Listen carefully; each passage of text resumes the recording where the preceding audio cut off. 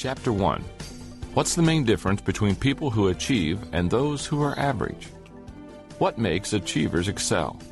Why do some people skyrocket while others plummet? You can call it luck, blessing, or the Midas touch. But the truth is that some people just seem to achieve incredible things in spite of great difficulties. It doesn't matter what kind of work they do, wherever they are, they just seem to make things happen.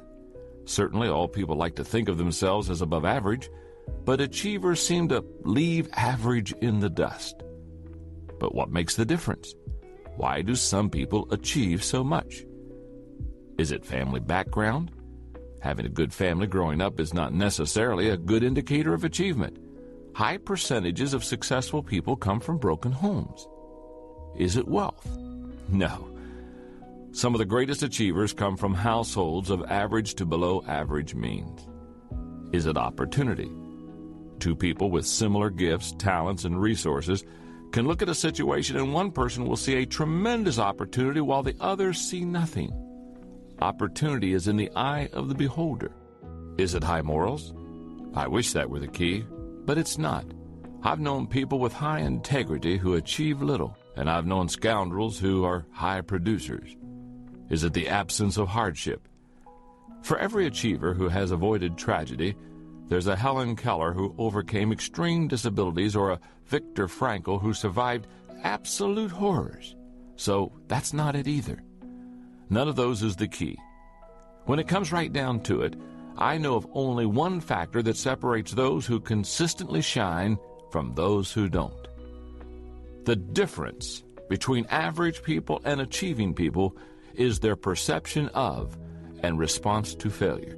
Throughout our time together, I want you to continually think of what I have just shared with you. In fact, I want to repeat it again because it's the most important statement in the entire book. The difference between average people and achieving people is their perception of and response to failure. Nothing else has the same kind of impact on people's ability to accomplish their desires. How people see failure and deal with it impacts every aspect of their lives. Yet that ability seems difficult to acquire. Most people don't know where to start looking to get it. I haven't always been good at failing forward. It's certainly not something they tried to teach me in school. Take a look at some of my previous attitudes toward failure and see if your experience was similar. First, I feared failure. On the first day of class when I was a college freshman, one professor walked in and boldly declared, "Half of you in this room will not pass this class." What was my first response? Fear. Up to that time, I'd never failed a class, and I certainly did not want to start. So the first question I asked myself was, what does the professor want? School became a game that I wanted to win. Second, I misunderstood failure. As a child, I thought failure was a percentage. 69 and lower was failure, 70 and above was success. But failure isn't a percentage or a test. It's not a single event. It is a process. Third, I was unprepared for failure. When I graduated from college with my bachelor's degree, I wasn't at all prepared for what was ahead of me. I found that out in my first job. As the pastor in a small rural church, I did everything the people might expect of me and then some. But to be honest, I was as concerned about getting everyone to like me as I was with helping people. In the type of church I led, each year the people vote to decide whether to allow the leader to keep his job. And the leaders I had met loved to brag about the unanimous affirming votes that they received from their people. So imagine my surprise when the votes came back 31 yeses, 1 no, and 1 abstention. It was at that moment that I realized what an unrealistic view I had of success and failure. And as I've helped leaders to grow and develop through the years, I've seen that most people are in the same boat. In Leadership magazine, J. Wallace Hamilton states, "Failure is far more common than success. Poverty is more prevalent than wealth. And disappointment more normal than arrival." Right now, you're getting the chance to sign up with me for a class you never got a chance to take in school, one on failure. Because in life, the question is not if you will have problems, but how you're going to deal with your problems. Are you going to fail forward or backward. When I think of people who were able to look trouble in the eye and forge ahead, one of the first who comes to my mind is Mary Kay Ash. I admire Mary Kay. She overcame a lot of obstacles in her career, and she never let failure get the better of her. Mary Kay's first career was in direct sales, and she was quite successful. But she also found that it was difficult for a woman to progress in a corporate world, especially in the 1950s and early 1960s. So after 25 years of success, she decided to retire. But that didn't last long. By the time a month passed, she was stir-crazy. She was ready to start her own business. She decided on a cosmetic business that would give every woman who worked in it unlimited opportunities. She purchased the formulas to the best beauty products she ever found, worked up a marketing plan, and prepared to set up her corporation. It didn't take long for her to hit her first obstacle. When she visited her attorney to set up her corporation, he insulted her and predicted her failure. She got similar treatment from her accountant. Despite their attempts to discourage her, she moved ahead. She sank her $5,000 life savings into her new business. She put her husband to work on the administrative side of things as she worked feverishly to prepare the product, design the packaging, write the training, and recruit consultants. But then a month before she was open for business, her husband died of a heart attack right at their kitchen table. Most people would never have been able to go on after that. But not Mary Kay. She kept going. And on September 13, 1963, she launched her business. Today, the company has over $1 billion in annual sales, employs 3,500 people, and empowers 500,000 direct sales consultants in 29 markets worldwide. Despite circumstances, obstacles, and hardship, Mary Kay Ash failed forward. I don't know what kind of obstacles you're facing in your life right now, but whatever they are, it doesn't matter. What does matter is that your life can change if you're willing to look at failure differently. You have the potential to overcome any problems, mistakes, or misfortunes. All you have to do is learn to fail forward. If you are ready to do that, let's begin right now. Step 1 in failing forward is to realize there is one major difference between average people and achieving people.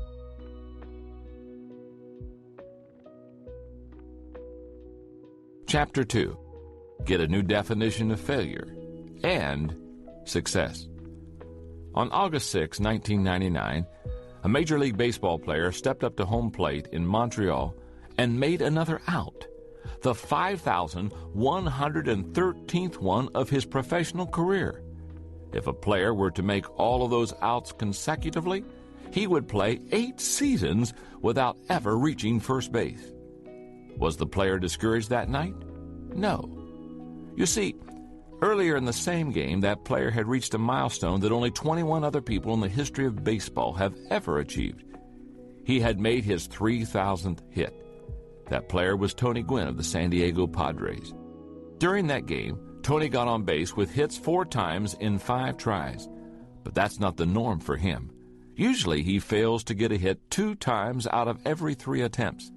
Those results may not sound very encouraging, but if you know baseball, you recognize that Tony's ability to succeed consistently only 1 time in 3 tries has made him the greatest hitter of his generation. And Tony recognizes that to get your hits, you've got to make a lot of outs. One of the greatest problems people have with failure is that they are too quick to judge isolated situations in their lives and label them as failures. Instead, they need to keep the bigger picture in mind. Someone like Tony Gwynn doesn't look at an out that he makes and think of failure. He sees it within the context of the bigger picture. His perspective leads to perseverance. His perseverance brings longevity. And his longevity gives him opportunities for success. If you can change your perspective on failure, it will help you to persevere and ultimately achieve your desires. So how should you judge failure? Let's start by taking a look at 7 things failure is not. Number 1, people think failure is avoidable. It's not. You've heard the saying, to err is human, to forgive divine. Alexander Pope wrote that over 250 years ago, and he was only paraphrasing a saying that was common 2,000 years ago during the time of the Romans. Things today are the same as they were then. If you're a human being, you're going to make mistakes. Number 2, people think failure is an event. It's not. Growing up, I thought that success and failure came in a moment. The best example I can think of is taking a test. If you got an F, it meant you failed. But I've come to realize that failure is a process. If you flunk a test, it doesn't mean you just failed a one-time event. The F shows that you neglected the process leading up to the test. In 1997, I wrote a book called The Success Journey. The thesis of the book is that success is not a destination, not a place where you arrive one day. Instead, it is the journey you take. And whether or not you succeed comes from what you do day to day. In other words, success is a process. Failure works the same way. It's not some place you arrive. It's how you deal with life along the way. Truly, no one can conclude that he's failed until he breathes his last breath. Until then, he's still in process, and the jury is still out. Number 3, people think failure is objective. It's not. When you err, what determines whether that action was a failure? The real answer is that you are the only person who can really label what you do a failure. It's subjective. Your perception of and response to your mistakes determine whether your actions are a failure. Number 4, people think failure is the enemy. It's not. Most people try to avoid failure like a plague, but it takes adversity to create success. NBA coach Rick Pitino states it even more strongly. Failure is good, he says. It's fertilizer. Everything I've learned about coaching, I've learned from making mistakes. Number 5, people think failure is irreversible. It's not. There's an old saying in Texas, it doesn't matter how much milk you spill as long as you don't lose your cow. In other words, mistakes are not irreversible. The problems come when you see only the spilled milk and not the bigger picture. People who see failure correctly take it in stride. Number 6, people think failure is a stigma. It's not. Mistakes are not permanent markers. I love the perspective of Senator Sam Ervin Jr. He remarked, defeat may serve as well as victory to shake the soul and let the glory out. That's the way we need to look at failure. When you make mistakes, don't let them get you down, and don't let yourself think of them as a stigma. Make each failure a step to success. Number 7, people think failure is final. It's not.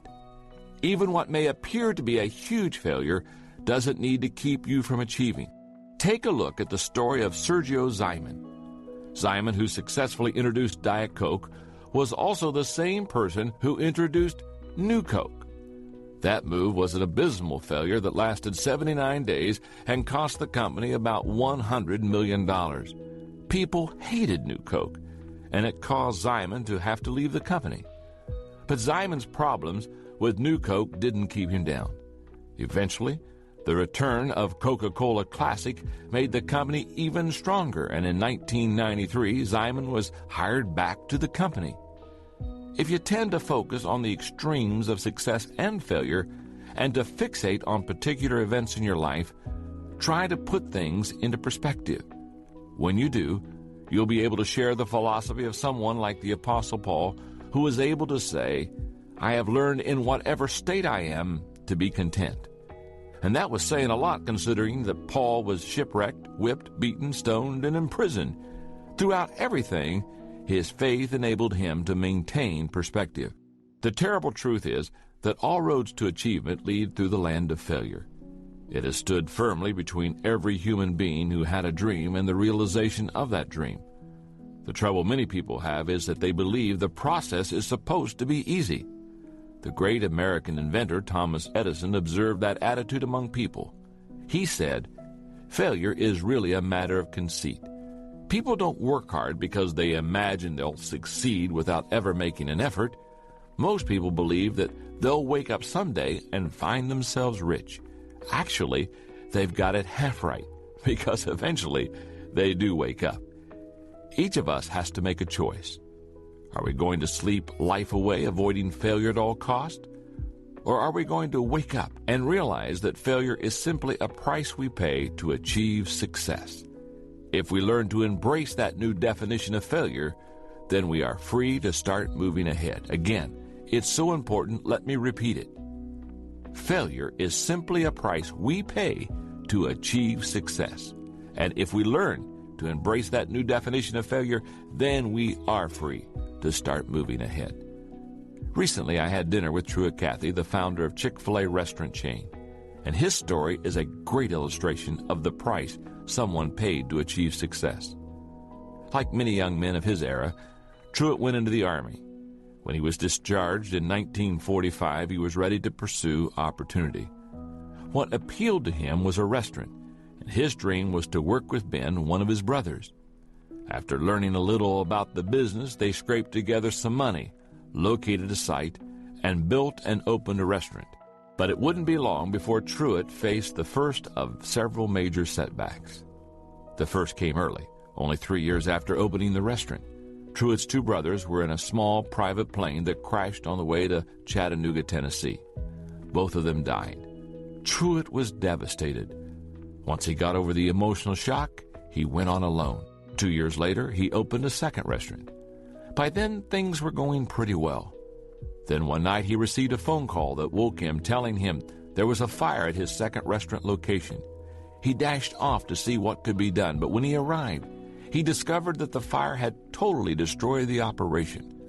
Worse was the fact that he had practically no insurance. It wasn't but a few weeks later that Truett faced another debilitating setback. He discovered that he had polyps in his colon that would have to be removed. The timing couldn't be worse. Instead of rebuilding his restaurant, he went in for surgery. One operation turned into two, and much to his dismay, he was out of action for several months. But the time Truett spent out of commission inspired him to begin playing with a new concept. What would happen, he wondered, if he took the chicken breast which he had been selling in his restaurants, seasoned and fried it just right, and put it on a bun with the right condiments? The answer became the Chick-fil-A sandwich, and the start of one of the largest privately owned restaurant chains in the world. Today, Truett Cathy is credited with inventing the chicken sandwich in the fast food industry, and Chick-fil-A operates over 900 restaurants across the country. In the year 2000, it became a billion-dollar company. Yet it never would have come to pass if Truett Cathy had not experienced the setbacks he did, maintained his perspective, and realized that a few negative experiences don't make for failure. If you can change the way you see failure, you gain the strength to keep running the race. Get a new definition of failure. See it as the price you pay for progress. If you can do that, you will put yourself in a much better position to fail forward. Step number 2 to failing forward: learn a new definition of failure.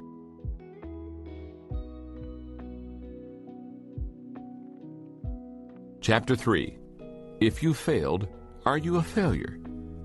In an interview years ago, advice columnist Ann Landers was asked by David Brinkley what question she is most frequently asked by readers. Her answer: what's wrong with me? Landers' response reveals a lot about human nature. Many people wrestle with feelings of failure, the most damaging being doubtful thoughts about themselves. At the heart of those doubts and feelings is one central question: am I a failure? And that's a problem, because I believe it's nearly impossible for any person to believe he or she is a failure and fail forward at the same time. The late Irma Bombeck, who wrote a widely syndicated weekly humor column until her death in 1996, had a great perspective on what it meant to fail forward without taking failure too personally. Irma Bombeck traveled a road in life that was filled with adversity, starting with her career. Her first job was as a copy girl at the Dayton Journal-Herald when she was a teenager. But when she went off to college, a guidance counselor advised her to forget about writing. She refused. Later, she transferred to the University of Dayton and in 1949 graduated with a degree in English. Soon afterwards, she began working as a writer for the obituary column and the Woman's Page. In 1964, Bomback was able to convince the editor of a small neighborhood newspaper to let her write a weekly humor column, and that opened the door for her. By 1967, her column was syndicated and carried by over 900 newspapers. For just over 30 years, Irma Bomback wrote her humor column. During that time, she published 15 books, received 15 honorary degrees, and was recognized as one of the 25 most influential women in America. But during that span of time, she also experienced incredible trials, including infertility, breast cancer, a mastectomy, the death of 2 children, and kidney failure. But she wasn't shy about sharing her perspective on her life experiences.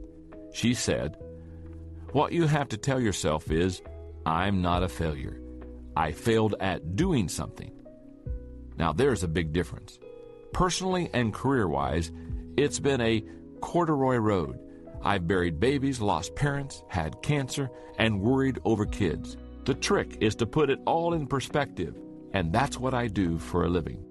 That point of view kept Irma Bomback going and writing through all the disappointments and pain. Every successful person is someone who failed yet never looked at himself as a failure. For example, Wolfgang Mozart was told by Emperor Ferdinand that his opera, The Marriage of Figaro, was far too noisy and contained far too many notes. Vincent van Gogh sold only 1 painting in his lifetime. Thomas Edison was considered unteachable, and Albert Einstein was told by a Munich schoolmaster that he would never amount to much. I think it's safe to say that all great achievers are given multiple reasons to believe they were failures. But in spite of that, they persevere. In the face of adversity, rejection, and failure, they continue believing in themselves and refuse to look at themselves as failures. There are 7 abilities achievers possess that enable them to fail, not take it personally, and keep moving forward. Number 1, achievers reject rejection. People don't give up trying because they don't base their self-worth on their performance. Instead, they have an internally based self-image. Rather than saying, "I am a failure," they say, "I missed that one," or "I made a mistake." To keep the right perspective, take responsibility for your actions, but don't take failure personally. Number 2, achievers see failure as temporary. For example, take the case of United States President Harry S. Truman. In 1922, he was 38 years old, in debt, and out of work. In 1945, he was the most powerful leader of the free world, occupying the highest office in the land. If he had seen failure as permanent, he would have remained stuck and never would have kept trying and believing in his potential. Number 3, achievers see failures as isolated incidents. When achievers fail, they see it as a momentary event, not a lifelong epidemic. It's not personal. So if you want to succeed, don't let any one incident color your view of yourself. Number 4, achievers keep expectations realistic. Something that happened on baseball's opening day in 1954 illustrates this point well. The Milwaukee Braves and the Cincinnati Reds played one another, and a rookie for each team made their major league debuts during that game. The rookie who played for the Reds hit 4 doubles and helped his team win with a score of 9-8. The rookie for the Braves went 0 for 5. The Reds player was Jim Greengrass, a name that you may never have heard. The other guy, who didn't get a hit, might be more familiar to you.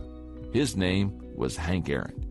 If Aaron's expectations for that first game had been unrealistic, who knows? He might have given up baseball. Surely he wasn't happy about his performance that day, but he didn't think of himself as a failure. He wasn't about to give up easily. Number 5, achievers focus on strengths. Another way achievers keep themselves from personalizing failure is by focusing on their strengths. Bob Butera, president of the New Jersey Devils hockey team, was asked what makes a winner.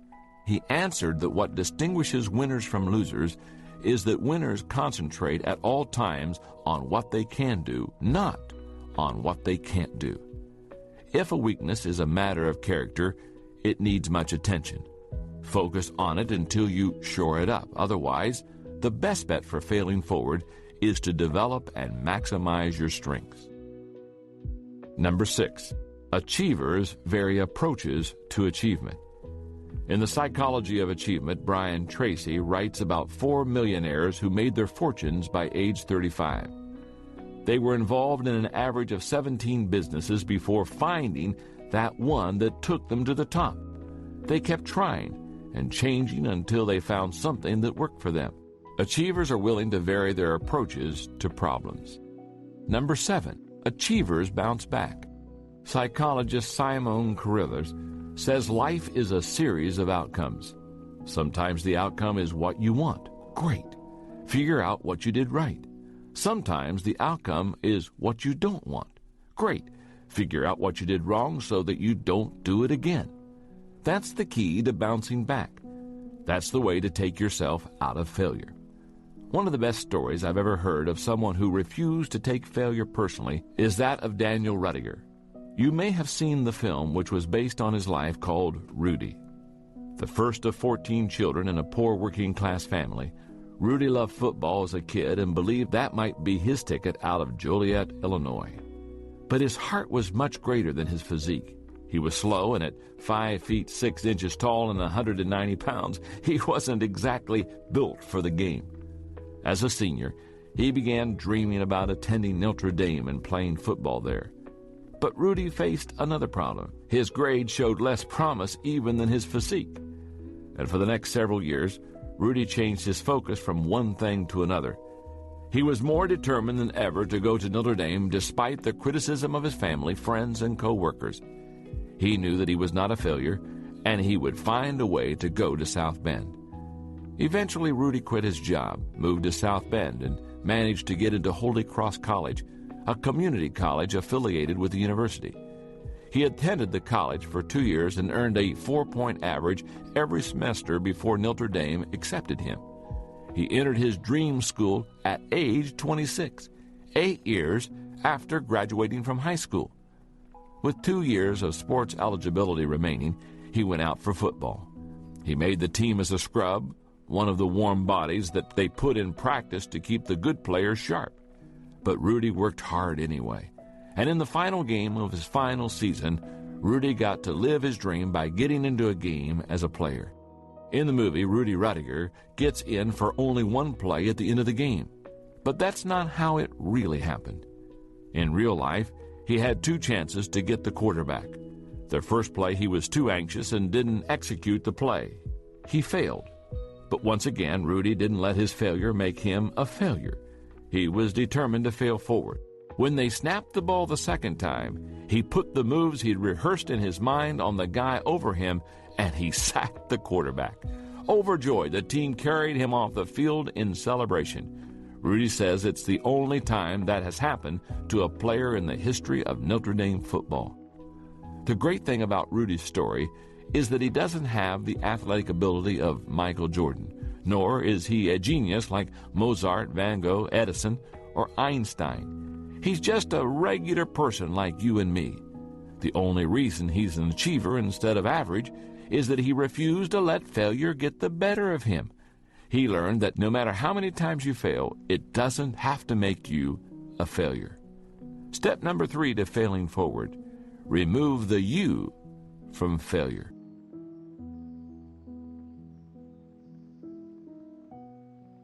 Chapter 4. You're too old to cry, but it hurts too much to laugh. Just about everyone has heard of the Wright brothers. But what you may not know is that the Wrights, unknown with no university education, were not the leaders in aviation. They were obscure at best, and another man was expected to put the first manned airplane into the air. His name was Dr. Samuel Langley, an accomplished thinker, scientist, and inventor. He had published several important works on aerodynamics, and he possessed a vision for achieving manned flight. In 1898, he approached the United States War Department for funding to design and build an airplane to carry a man aloft. And they gave him a commission of $50,000, a huge sum at that time. His success seemed inevitable. On October the 8th, 1903, Langley expected his years of work to come to fruition. As journalists and curious onlookers watched, Charles Manley, the engineer who built the plane's engine, strode across the deck of a modified houseboat and climbed into the pilot's seat of a craft called the Great Aerodrome. The full-size motorized device was perched atop a specially built catapult designed to initiate the aerodrome flight into the air. But when they attempted the launch, part of the aerodrome got caught, and the biplane was flung into 16 feet of water a mere 50 yards away from the boat. At first, Langley didn't let that failure or the accompanying criticism deter him. 8 weeks later, in early December, he and Manley were ready to attempt the flight again. They had made numerous modifications to the aerodrome, and once more Manley climbed in the cockpit from the houseboat's deck, ready to make history. But as before, disaster struck. This time the cable supports to the wing snapped as the plane was launched. The craft caught again on the launch rail, and it plunged into the river upside down. Manley nearly died. Langley said afterward, "I have brought to a close the portion of the work which seemed to be specifically mine." In other words, Langley had given up. Just 2 weeks later, Orville and Wilbur Wright, uneducated, unknown, and unfunded, flew their plane Kitty Hawk over the sand dunes of North Carolina. What happened in the life of Samuel Langley occurs in the lives of many people today. They allow failure to get the better of them emotionally, and it stops them from achieving their dreams. Let's face it, failure can be very painful, sometimes physically and more often emotionally. Seeing part of your vision fall flat really hurts. And if people heap ridicule on top of your own hurt feelings, you feel even worse. For many people, the pain of failure leads to fear of failure. And if fear overcomes you, it's almost impossible to fail forward. The inaction that results when people are stopped by fear takes on many forms. Here are the 3 most common ones I've observed. Number 1, paralysis. Some people simply stop trying to do anything that might lead to failure. President Harry S. Truman said, "The worst danger we face is the danger of being paralyzed by doubts and fears. People whose fear paralyzes them give up any hope of moving forward." Number 2, procrastination. Other people maintain the hope of progress but simply never get around to following through.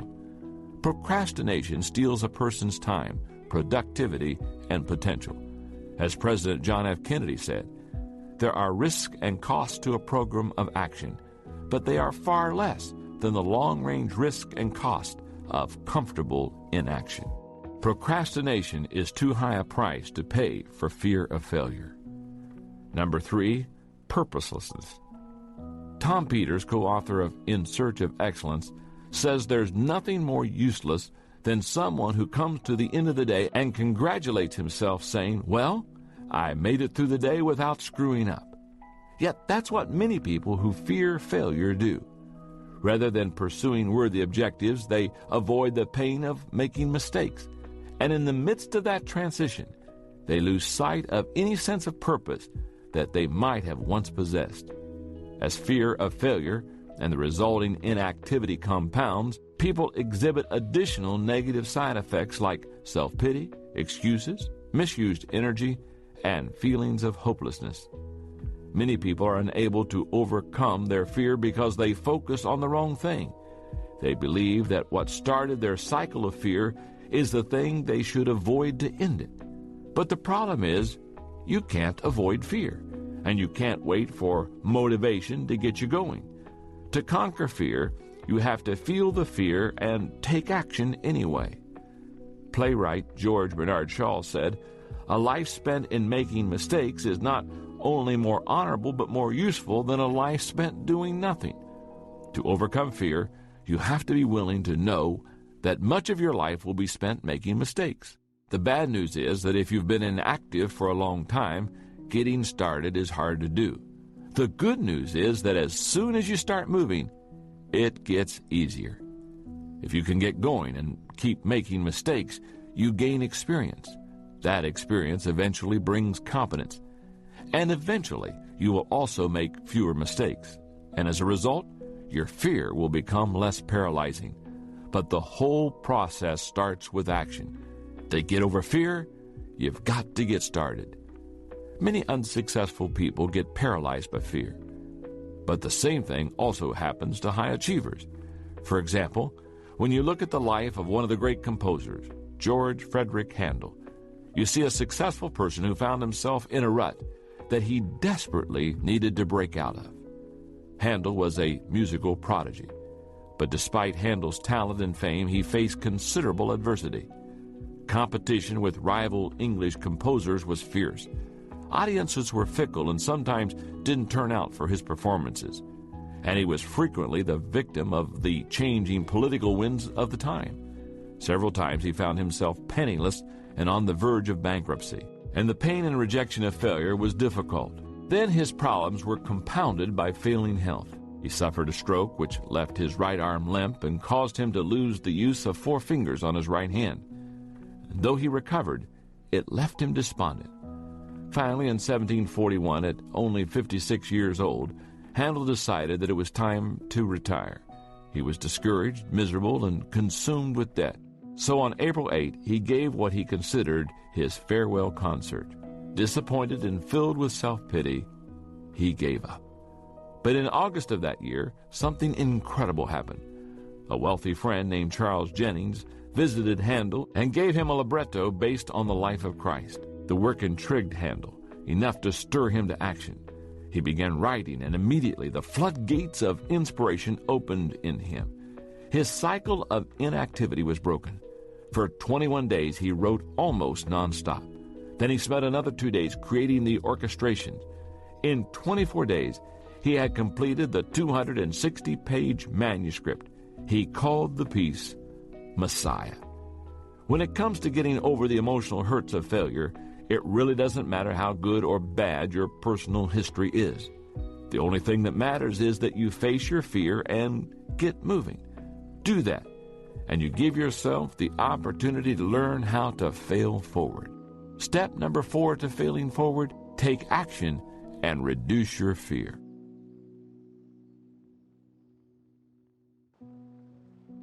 Chapter 5. Find the exit off of the failure freeway. Business professors Gary Hamel and C.K. Prahalad have written about an experiment that was conducted with a group of monkeys. It's a great story of failure. They say that 4 monkeys were placed in a room that had a tall pole in the center of it. Suspended from the top of that pole was a bunch of bananas. One of the hungry monkeys started climbing the pole to get something to eat. But just as he reached out to grab a banana, he was doused with a torrent of cold water. Squealing, he scampered down the pole and abandoned his attempt to feed himself. Each monkey made a similar attempt, and each one was drenched with cold water. After making several attempts, they finally gave up. Then researchers removed one of the monkeys from the room and replaced him with a new monkey.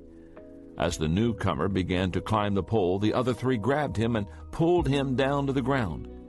After trying to climb the pole several times and being dragged down by the others, he finally gave up and never attempted to climb the pole again. One by one, the researchers replaced the original monkeys with the new ones, and each time a new monkey was brought in, he would be dragged down by the others before he could reach the bananas. In time, the room was filled with monkeys who had never received a cold shower. None of them would climb the pole, but none of them knew why. Unfortunately, people who have gotten used to failure can be a lot like those monkeys.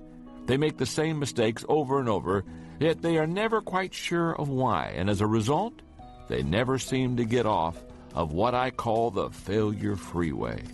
The old saying is true: if you always do what you've always done, then you will always get what you've always gotten.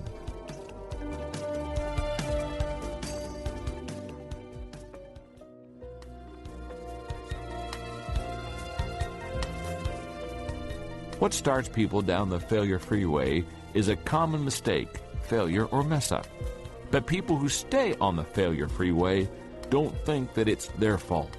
They see every obstacle or error as somebody else's fault, and as a result, they generally respond in one or more of the following ways. Number one, they blow up. One of the reactions to failure that keeps people driving on the failure freeway is anger. You've probably seen it.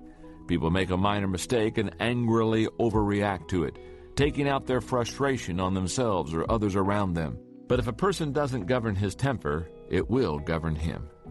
Number two, they cover up. People's desire to make sure others don't see their mistakes isn't always so humorous. For example, take the case of Nicholas Leeson. In 1995, the 28-year-old worked for the British bank Barings. He controlled huge amounts of money for the organization, which he tried to increase through what's called casino-style investing. When Leeson's dealings resulted in huge losses, he covered them up and made even riskier trades to try to recoup his losses. Ultimately, his actions cost Barings $1.3 billion. He single-handedly put one of the oldest banks in the world out of business. It's in the nature of people to try to cover up their mistakes. That tendency is as old as Adam and Eve in the Garden of Eden. But anyone who wants to get off the failure freeway needs to fess up rather than cover up. Number three, they speed up. People who are particularly stubborn will sometimes try to leave their troubles behind by working harder and faster, but without changing their direction. They're like the person trying to get the square peg into the round hole, who first tries to place the peg into the hole and then tries to shove it in, then takes a hammer and tries to pound it in. They're working hard but getting nowhere. Number four, they back up. When my wife Margaret and I were raising our two children, we found that our son had a mind and a will of his own. When he did something wrong, his first move was to lie. Then he'd back up and try to cover it up. I can still picture his offended expression as he emphatically denied having eaten the chocolate candy, with his 9-year-old face smeared with chocolate. Margaret and I worked very hard to break him of that inclination. I'm relieved that today my boy Joel is a man, and when he's wrong he admits it. And that's good, because nobody can exit off the failure freeway if he keeps backing up. Number five, they give up. If you stay on the failure freeway long enough, you eventually slow up. It's similar to what happens on the Interstate 285 loop around my hometown of Atlanta at rush hour gridlock. And that's when a lot of people simply give up. Personal growth expert Paul J. Meyer believes that 90% of all those who fail are not actually defeated, they simply quit. There's really only one solution to the gridlock you find on the failure freeway, and that's to wake up and find the exit.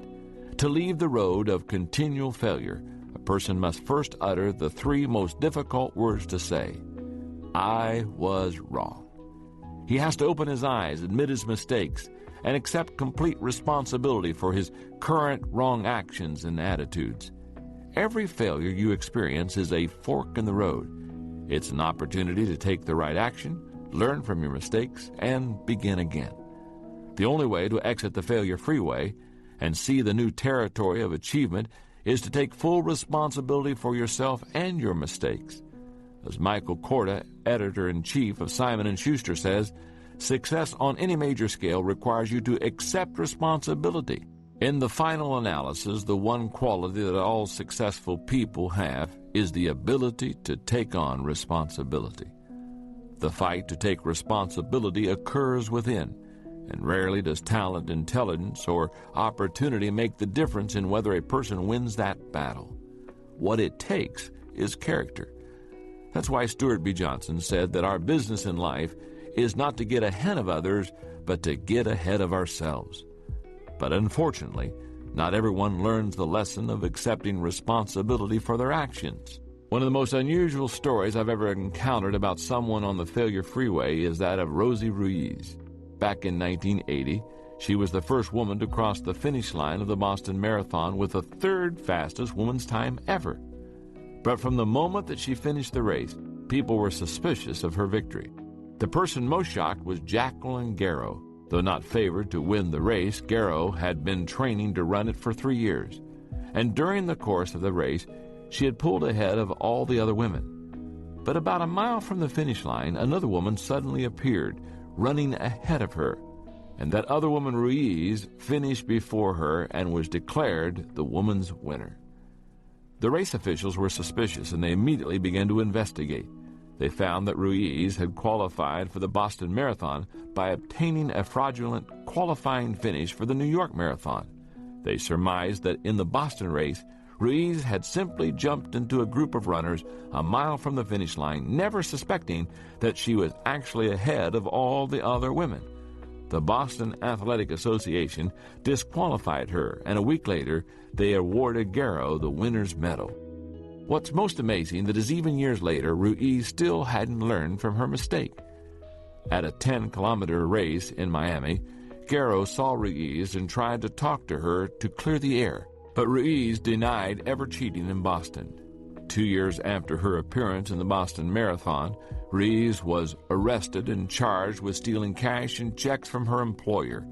A year later, she was convicted for trying to sell 2 kilos of cocaine to an undercover police officer. As Sir Josiah Stamp said, "It is easy to dodge our responsibilities, but we cannot dodge the consequences." I don't know what Rosie Ruiz is doing today. Back then, Ruiz was doing a lot of moving, but she wasn't getting anywhere. Let's hope that she finally found the exit off of the failure freeway. Step number 5 to failing forward: change your response to failure by accepting responsibility. Let's take a moment and review the first 5 steps of failing forward, because it's my desire to teach you when you fail to fail forward instead of backwards. Step number 1, realize that there is one major difference between average people and achieving people. Step number 2, learn a new definition of failure. Step number 3, remove the you from failure. Step number 4, take action and reduce your fear. And step number 5, change your response to failure by accepting responsibility.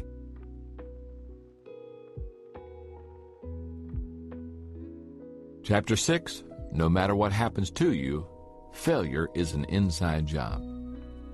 When you learn to accept responsibility for yourself, your problems, and your failures, you are better prepared to fail forward. But what about when you're faced with overwhelming difficulties that you didn't create and you cannot control?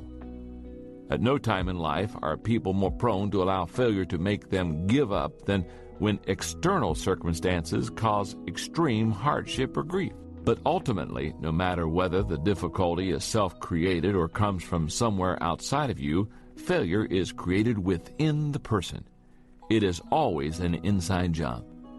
Many people desire to control the circumstances of their lives, but the truth is that we cannot determine what will come our way. We can't control the hands we're dealt, only how we play the cards. South African General Jan Christian Smuts said, "A man is not defeated by his opponents, but by himself." That's true. No matter how daunting the circumstances of your life may be, the greatest battle you wage against failure occurs on the inside, not the outside. How do you fight that battle? You start by cultivating the right attitude. You're probably familiar with Murphy's Law, which says, if anything bad can happen, it will, and at the worst possible time. And then there's the Peter Principle, which says people always rise to the level of their incompetence. There's another saying similar to those called the Law of Human Behavior. It says, sooner or later, we get just what we expect. I have a question to ask you. Is the law of human behavior optimistic or pessimistic? Stop and think about your answer. I say that because your response reveals your attitude. If you expect the worst out of a life, then you probably said the law was written by a pessimist. If you have a positive outlook, then you probably answered optimist, because the prospect of getting what you expect is very encouraging to you. Your attitude determines your outlook. The first element in winning the internal battle against failure is to maintain a positive outlook. University of Pennsylvania psychology professor Martin Seligman, who has studied employees in 30 different industries, observes that people who bounce back are optimists. Let's face it, not everyone is naturally optimistic. Some people are born seeing the glass half empty rather than half full. But no matter what your natural bent is, you can become a more optimistic person. How do you cultivate optimism? By learning the secret of contentment. If you can learn that, then no matter what happens to you, you can weather the storm and build on the good that you find in any situation. There are a lot of misconceptions about contentment. Let's talk about what it's not. Number one, it's not containing your emotions. We all experience negative emotions, and while you don't want to let your emotions run amok, you shouldn't try to stuff them either. Denial doesn't help you become content. In fact, your emotions will come out eventually, even if you try to bury them. Number two, it's not maintaining your current situation. My dad, who was a pastor for many years, used to tell the story about a farmer in one of his churches who refused to improve himself. Dad would try to encourage and cajole him, but he said the old man just wouldn't change. His response to my father was always the same. I'm not making much progress, but I'm well established. One day my father was driving past that man's farm, and he saw that the old farmer's tractor was stuck in the mud. No matter what the man did, mud just flew and the tractor stayed put. After the old farmer gave it one more try and was no better off than he had been before, he started cussing up a storm. At that point, my dad rolled down his window and hollered out to the man, "Well, you're not making much progress, but you certainly are well established." Being content doesn't mean being satisfied with a bad situation. It simply means having a good attitude as you work your way out of it. Number three, it's not attaining position, power, or possessions. In our culture, too many people believe that contentment comes from attaining material possessions or positions of power. But they aren't the keys of contentment either. If you are tempted to believe that they are, remember the words of John D. Rockefeller. When a journalist asked him how much wealth was enough, the millionaire, who was at that time one of the richest and most powerful men in the world, answered, "Just a little more." True contentment comes from having a positive attitude.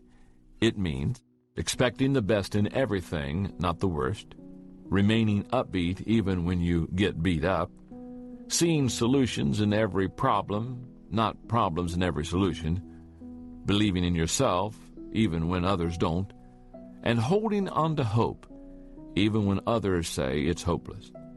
No matter what happens to you, a positive attitude comes from within. Your circumstances and your contentment are unrelated. Failure is an inside job, and so is success. If you want to achieve, you have to win the war in your own thinking first. You can't let failure outside of you get inside of you. You certainly can't control the length of your life, but you can control its width and depth. You can't control the contour of your face, but you can control its expression. You can't control the weather, but you can control the atmosphere of your mind. Why worry about things you can't control when you can keep yourself busy controlling the things that depend on you? Right now you may be saying, "That's all well and good for you, John. You haven't experienced what I have." If you still have a hard time believing that failure is really an inside job, then you need to hear the story of someone who maintained a winner's attitude while overcoming the most difficult of circumstances. His name is Roger Crawford. He makes his living as a consultant and public speaker. He's written 2 books. He travels all across the country working with Fortune 500 companies, national and state associations, and school districts. Those aren't bad credentials. But if that doesn't impress you, how about this? Before becoming a consultant, he was a professional tennis player certified by the United States Professional Tennis Association. Still not impressed? Would you change your opinion if I told you that Roger had no hands and only 1 foot? Roger Crawford was born with a condition called ectrodactylism. When he emerged from his mother's womb, the doctor saw that he had a thumb-like projection extending out of his right forearm and a thumb and a finger growing out of his left forearm. He had no palms. His legs and arms were shortened, and his left leg possessed a shrunken foot with only 3 toes. His foot was amputated when he was 5. Roger's parents were told by various medical professionals that he would never be able to walk, probably would not be able to take care of himself, and would never lead a normal life. But Roger's parents were determined to give him the best chance possible for living a normal life. They raised him to feel loved, to be strong, and to develop independence. You're only as handicapped as you want to be, his father used to tell him. Roger appreciated the encouragement and training that he received from his parents, but I don't think he really understood the significance of it or his achievements until he was in college and he interacted with someone who wanted to meet him. He had received a phone call from a man who had read about his tennis victories, and Crawford agreed to meet him at a nearby restaurant. When Roger stood up to shake hands with the man, he discovered that the other guy had hands that were almost identical to his. That got Crawford excited, because he thought he had found someone similar to him, but older, who could act as his mentor. But after talking with the stranger for a few minutes, he realized that he was wrong. Roger says, "Instead, what I found was someone with a bitter, pessimistic attitude who blamed all of life's disappointments and failures on his anatomy. I soon recognized that our lives and attitudes couldn't have been more different. His attitude was, the world owes me, and his problem was that the world disagreed. He was even angry with me because I didn't share his despair." The two kept in touch for several years until it dawned on Roger that even if some miracle were suddenly to give the other man a perfect body, his unhappiness and lack of success wouldn't change. He would still be at the same place in his life. That man had allowed failure to seize him from the inside, while Roger had mastered the art of failing forward. Chances are that the adversity in your life has been nowhere near as difficult as Roger Crawford's has been. And that's why his story is such an inspiration. Roger maintains that handicaps can only disable us if we let them. He says that's true not only of physical challenges, but of emotional and intellectual ones as well.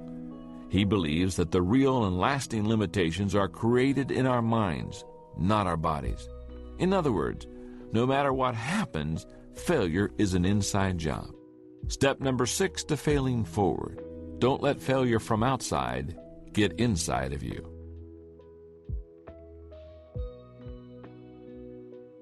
Chapter 7. Is the past holding your life hostage? When I get a bit of time off, one of the things I like to do is play golf.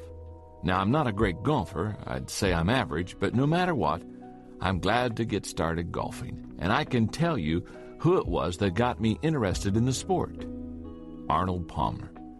Many people of my generation became golfers because of Arnold Palmer. His down-to-earth attitude, sparkling personality, rugged good looks, and incredible playing ability caused him to draw huge crowds of spectators who would follow him from hole to hole. Back then, they were dubbed Arnie's Army, and it seemed they'd follow him anywhere to get a chance to see the man they called the King perform on the course. It was a first for golf, and it was sure fun to watch. One of the things about golf is that anyone can have a really bad hole, even a Hall of Famer like Arnold Palmer. The key to playing through it is to forget about your bad shots. But that can be a difficult thing to do, especially when someone erects a bronze monument to your bad hole. And that's what happened to Arnold Palmer. At the 1961 Los Angeles Open, on a par 5 ninth hole, Palmer hit a good drive and wanted to try to put the ball on the green with his second shot. With his 3-wood, Palmer hit what he believed was a good shot, but as the ball sailed, it faded to the right, hit a pole, and bounced out of bounds onto the driving range.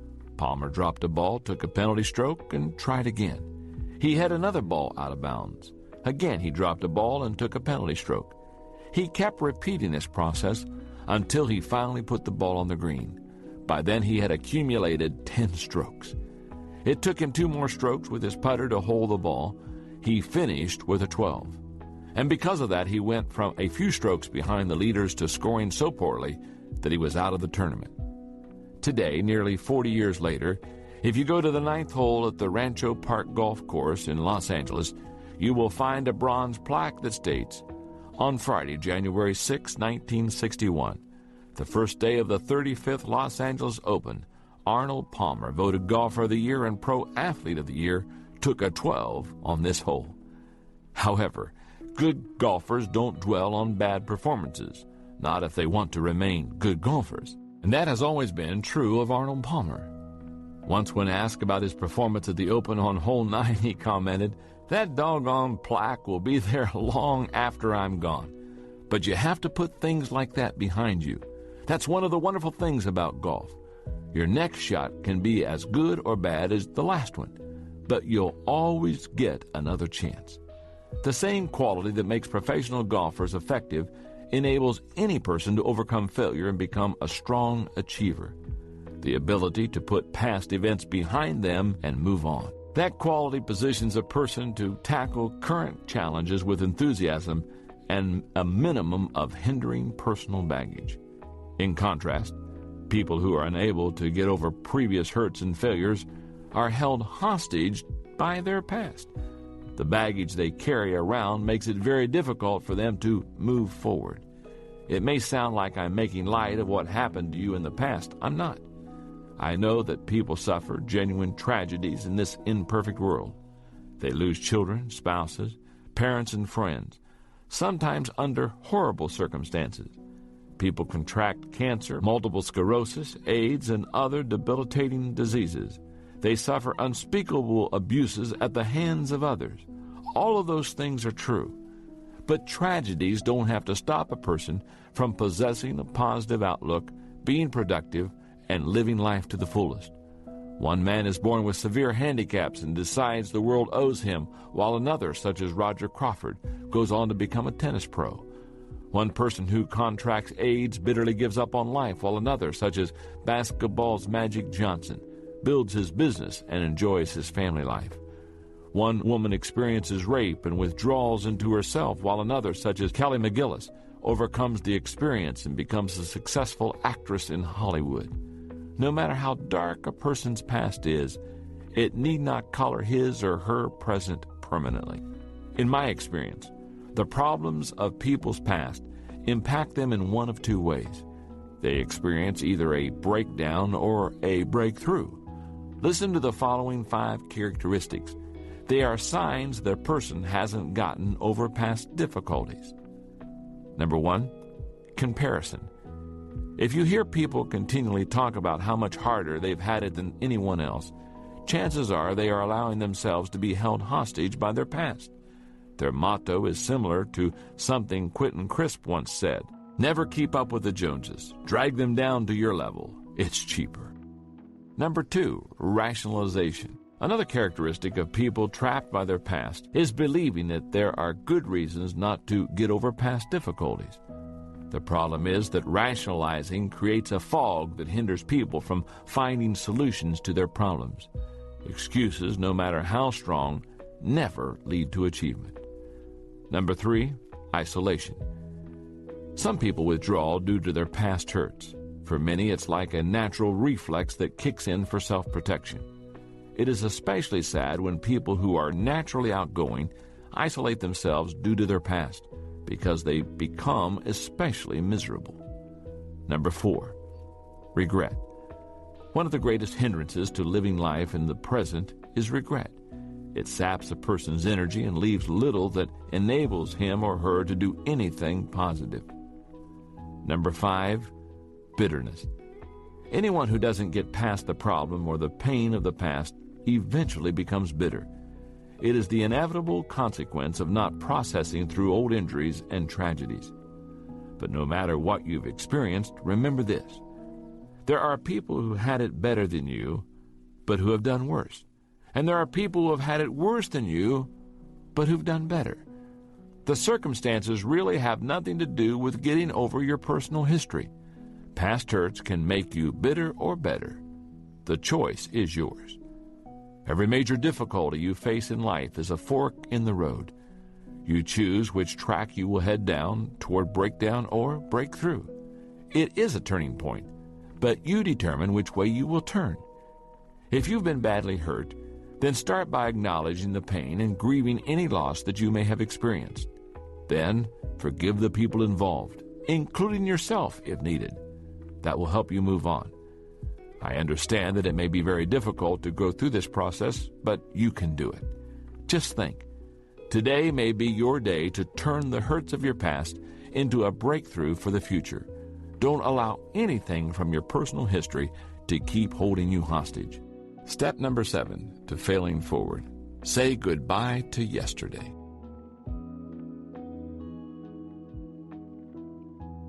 Chapter 8. Who is this person who keeps making these mistakes?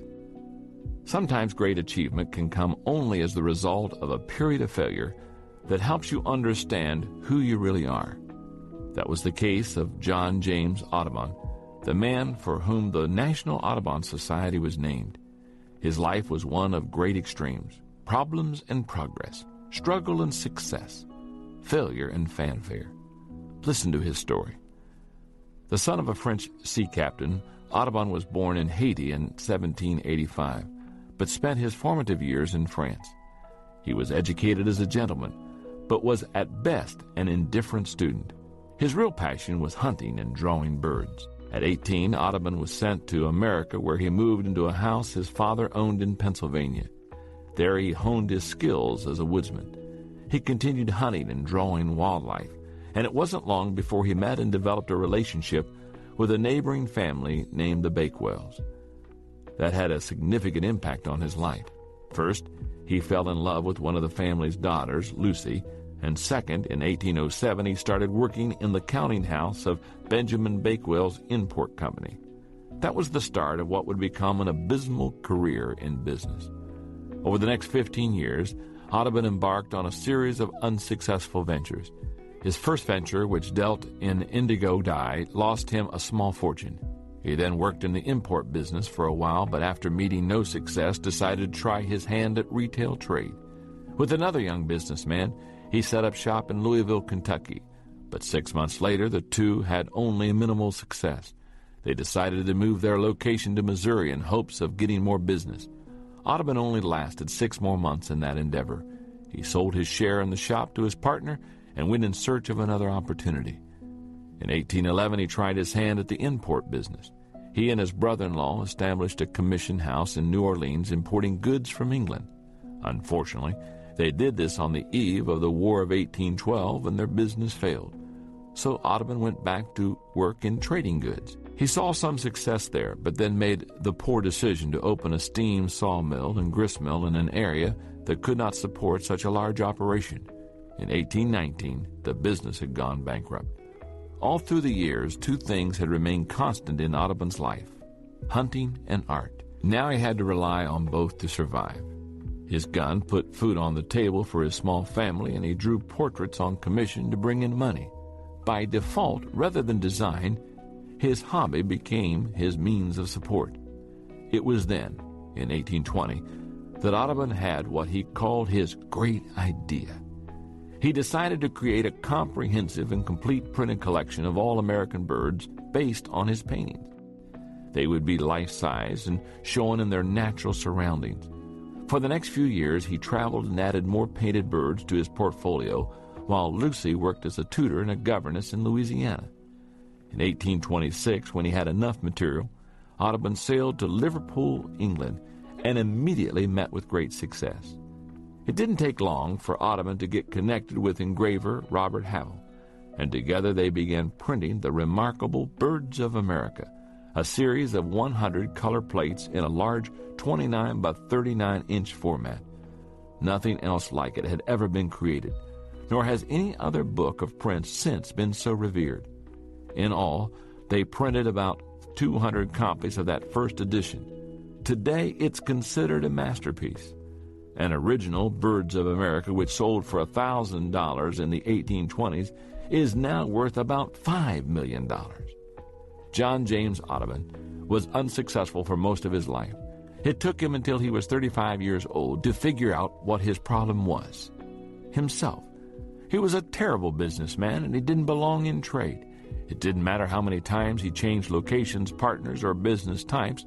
Not until he understood and changed himself did he have a chance at success. Evangelist D.L. Moody was once asked which people gave him the most trouble. His response was, "I've had more trouble with Dwight L. Moody than any other man alive." Television host Jack Parr echoed the same thought when he said, "Looking back, my life seems like one long obstacle race, with me as its chief obstacle." If you are continually experiencing trouble or facing obstacles, then you should check to make sure that you are not the problem. People don't like to admit that they need to change, and if they're willing to alter things about themselves, they usually focus on cosmetic changes.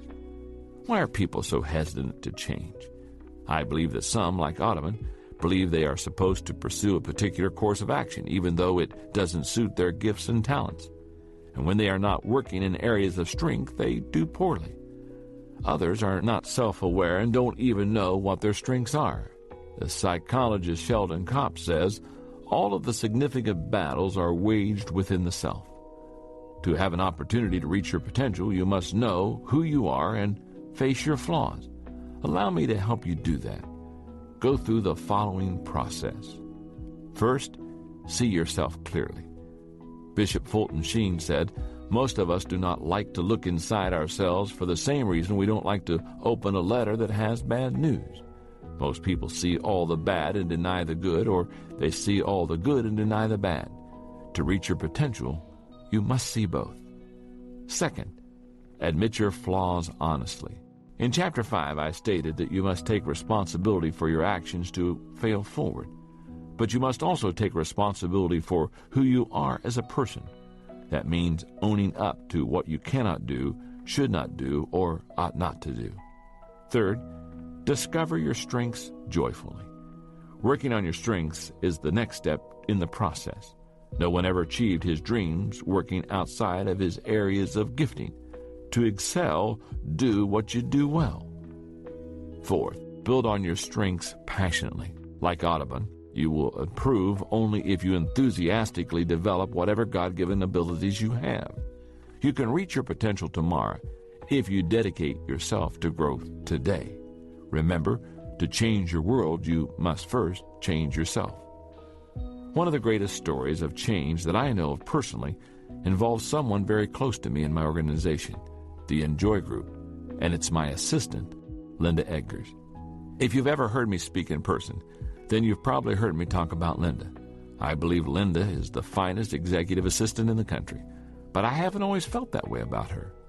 A few years ago, we experienced a rocky time in our history, and the fact that we work together now is a strong testament to her willingness and ability to take a hard look at herself, make some changes in her life, and become the kind of person she desired to be. Linda first began working for me in the mid-1980s when I was leading Skyline Church in San Diego. She began working in the church's financial office. When she attended a conference of mine on leadership, Linda realized that she felt called to work full-time with me at Enjoy. She approached me after the conference and shared her thoughts with me. Later, when Enjoy was big enough, we brought her on staff. Linda immediately became an impact player for us. Under the leadership of Dick Peterson, now the COO of the Enjoy Group and president of the Enjoy Conferences and Resources. Linda did whatever was asked of her, and that was just about everything.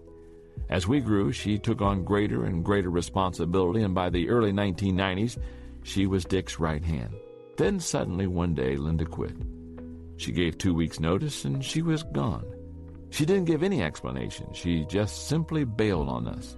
Dick and I were shocked. A few weeks later, I found out that Linda had gone to work for an accountant friend of mine as his secretary. I was amazed because she had always been passionate about the kind of work we did. Then something even more surprising happened. I started to hear that Linda was getting very negative, and she was saying critical things about me and Enjoy. And that saddened me because I always liked her. Meanwhile, life went on. Dick hired someone to replace Linda, and the company continued growing. Then about 8 months later, I got a phone call telling me Linda wanted to see me. On the day that she came to my office, I noticed that she was shaking. And as she talked, she started to cry. First, she apologized for all the negative things that she had been saying. And then she told me why she had quit and what had led to her feelings of bitterness. Dick and I talked about it, and we offered to hire her back, but it would be in a different capacity. The only thing available at the time was a position taking incoming calls and answering correspondence. It must have been difficult for Linda, who had once been Dick's second in command, but she accepted because she really wanted to work at Enjoy. And for 3 years, Linda worked hard and did everything asked of her with excellence and a positive attitude. And over time, she began to assist Dick more and more. When I left the pastorate at Skyline in 1995 to devote myself full-time to the Enjoy Group, I needed to hire a new assistant, and one of the people I considered was Linda. I knew she was highly competent. The only issue I needed to settle was whether I could trust her unconditionally. It didn't take me long to settle the issue. I knew I wanted Linda to be my assistant. If you would ask Linda today, she'd tell you that the turning point for her was the day that she looked at herself in the mirror and realized that she needed to make some changes in her life, starting with her attitude. She knows that if she hadn't, she never would have gotten the opportunity to do the work that God put her here to do. Linda continues to amaze me. I marvel at what she is capable of doing, and every time I make a positive impact on anyone with a conference or a book, she is a part of it. I wouldn't trade her for anyone else in the world. As you read this, if you're not happy with your current job, family situation, or life, look first at what you can change in yourself before trying to alter your circumstances, and recognize that not realizing what you want is a problem of knowledge. Not pursuing what you want is a problem of motivation. Not achieving what you want is a problem of persistence.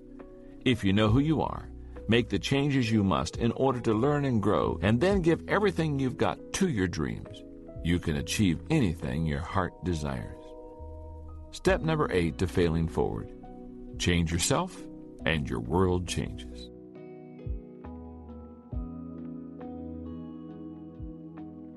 Chapter 9. Get over yourself.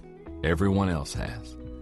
One of the biggest changes that must be made by people who desire to fail forward is turning their attention away from themselves and toward helping others. You could call that process getting over yourself. A few years ago, I saw a wonderful movie called Mr. Holland's Opus that beautifully illustrated that whole process. The movie is the story of Glenn Holland, a young musician who desires to make it to the big time as a composer. But when money gets tight and he needs to take care of his family, he reluctantly seeks employment as a teacher. That job, which he takes only on a temporary basis, becomes his life. Through the course of the movie, he discovers that he wants to share his love for music with his students, and in the process, he discovers himself. The pivotal point of the movie comes when Mr. Holland's teaching position gets eliminated due to cutbacks, and he suddenly realizes he has reached middle age. In that moment, he knows that he has forever missed his chance to pull up roots, go to New York, and take his symphony with him, which he has been writing in his spare moments for the last 20 years. Despondent and feeling rejected, he believes he has wasted his life. He is depressed and on the verge of bitterness as he leaves his classroom. He ambles dejectedly down the hall, preparing to walk out of the school for the last time. That's when he hears something in the auditorium. When he checks to see what it is, he discovers dozens and dozens of students whose lives he changed during all his years of teaching. That group even includes the governor of the state, whose life took a major turn for the better under his mentoring. Many people believe that touching the lives of others can only be done by some elite group of specially gifted people. But that's not the case.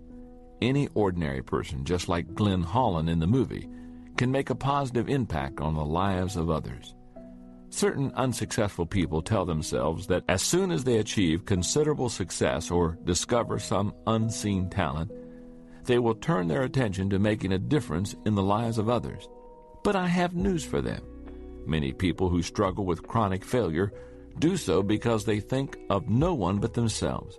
They worry about what other people think of them. They scramble to make sure no one gets the better of them. They continually focus on protecting their turf. If you have a history of repeated failure and you dedicate most of your time and energy on looking out for number one, you may be someone who needs to learn a new way of thinking, where others come first. If you suspect that a selfish streak is preventing you from achieving your goals and dreams, you may need to change and improve your approach to success. First, you need to think about others rather than yourself. One of the greatest causes of negative thinking and poor mental health is self-absorption. Selfishness ultimately hurts not only the people around a self-focused person, but also the selfish person, him or herself. It inclines the person toward failure because it keeps him in a negative mental rut. That is the reason that Dr. Carl Menninger responded the way he did when someone asked, What would you advise a person to do if he felt a nervous breakdown coming on? Most people expected him to reply, consult a psychiatrist, since that was his profession. To their astonishment, manager replied, lock up your house, go across the railway tracks, find someone in need, and do something to help that person. My friend Kevin Myers says, most people are too insecure to give anything away. I believe that's true. Most people who focus all their attention on themselves do so because they feel that they're missing something in their lives, so they're trying to get it back. Developing a giving spirit, as manager implies, helps a person to overcome some of those feelings of deficiency in a positive and healthy way. If you follow sports these days, you've heard a lot of talk about the selfishness of professional athletes. The recent criticism has been especially harsh toward pro basketball players because the feeling is that too many players possess a me-first mentality. The simple truth is that when competition is fierce, selfishness will make it almost impossible for a team to win. It ultimately produces failure. If talent alone won championships, then the Los Angeles Lakers of the late 1990s would have earned one.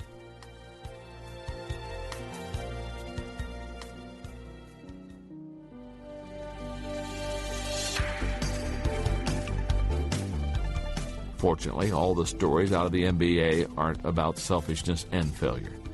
If you look at the 1999 NBA champs, the San Antonio Spurs, you can see that their victory came because the man who had been their best player for a decade knew the importance of getting over himself. The person I'm referring to is David Robinson, the 7 feet 1 inch tall center for the Spurs. In his 10 years in the NBA, Robinson has earned just about every type of award that there is for a professional basketball player. He has also been named one of the 50 greatest players in the NBA history. Despite all of Robinson's personal achievements, the one thing he had never won was an NBA championship until the 1999 season. How did he do it? By giving up the ball offensively and allowing another player, Tim Duncan, to be the hero. During the 1999 playoffs, teammate Avery Johnson commented, "What we have in David Robinson is the ultimate team player, the ultimate winner. He threw his ego out and became a totally different player for the good of the team." In 1999, Robinson put up the lowest averages of his career, but the result of Robinson's unselfishness was success for everyone on the team. If you want to win and overcome failure, you've got to get over yourself and begin helping others. How can you turn your focus from yourself and start adding value to others? You can do it by, number one, putting others first in your thinking. When you meet people, is your first thought about what they'll think of you or how you can make them feel more comfortable? At work, do you try to make your coworkers or employees look good? Or are you more concerned about making sure that you receive your share of credit? When you interact with family members, whose best interest do you have in mind? Your answers show where your heart is. In order to add value to others, you need to start putting others ahead of yourself in your mind and heart. If you can do it there, you will be able to put them first in your actions. Number two, finding out what others need. How can anyone add value to others if he or she doesn't know what they care about? Listen to people, ask them what matters to them, and observe them. If you can discover how people spend their time and money, you'll know what they value. And when you know people's values, you can add value to them. Number three, meeting the needs of others with excellence and generosity. The final step requires concrete action. Once you know what matters to people, do your best to meet their needs with excellence and generosity. Offer your best with no thought toward what you might receive in return. When I think of some of the great figures in history who were able to minister to people's needs and perform great service, one of the first who comes to my mind is John Wesley, the 18th century Briton who founded the Methodist movement. He was a great leader and served God unselfishly his entire life. But there's someone else in his family whom I consider to have been more selfless than he, and in fact, made his achievements possible through her service. That person was John's mother, Susanna Wesley. At age 19, she married Samuel Wesley, a young clergyman who came to be regarded as one of the finest scholars of his day. They set up their household and they began their life together. Before long, Susanna bore them their first child, and then many more followed. Unfortunately, their hopes were greater than their prospects, and they spent nearly 50 years of marriage together, barely scraping by financially. In those days, middle-class women didn't work outside of the home. But Susanna had more than a full-time job nonetheless. She dedicated herself selflessly to caring for her family. She ran the household, managed the finances, and oversaw their modest farming efforts. And she did this while continuing to have numerous children. Over the course of 21 years, she gave birth to 19 children, and 10 of them survived. Despite all the work that Susanna Wesley performed for her family, the most important thing she did was educate her children. For 6 hours every day except Sunday, she dedicated herself to the moral and intellectual instruction of her 3 sons and 7 daughters. She made it the object of her life. Her acts were incredibly selfless, and in the process she had given up a lot. But the results found in her children speak for themselves. Charles was an influential clergyman and has been called one of the greatest hymn writers of all time. And John is considered by many to have shaped England more than any other person of his generation.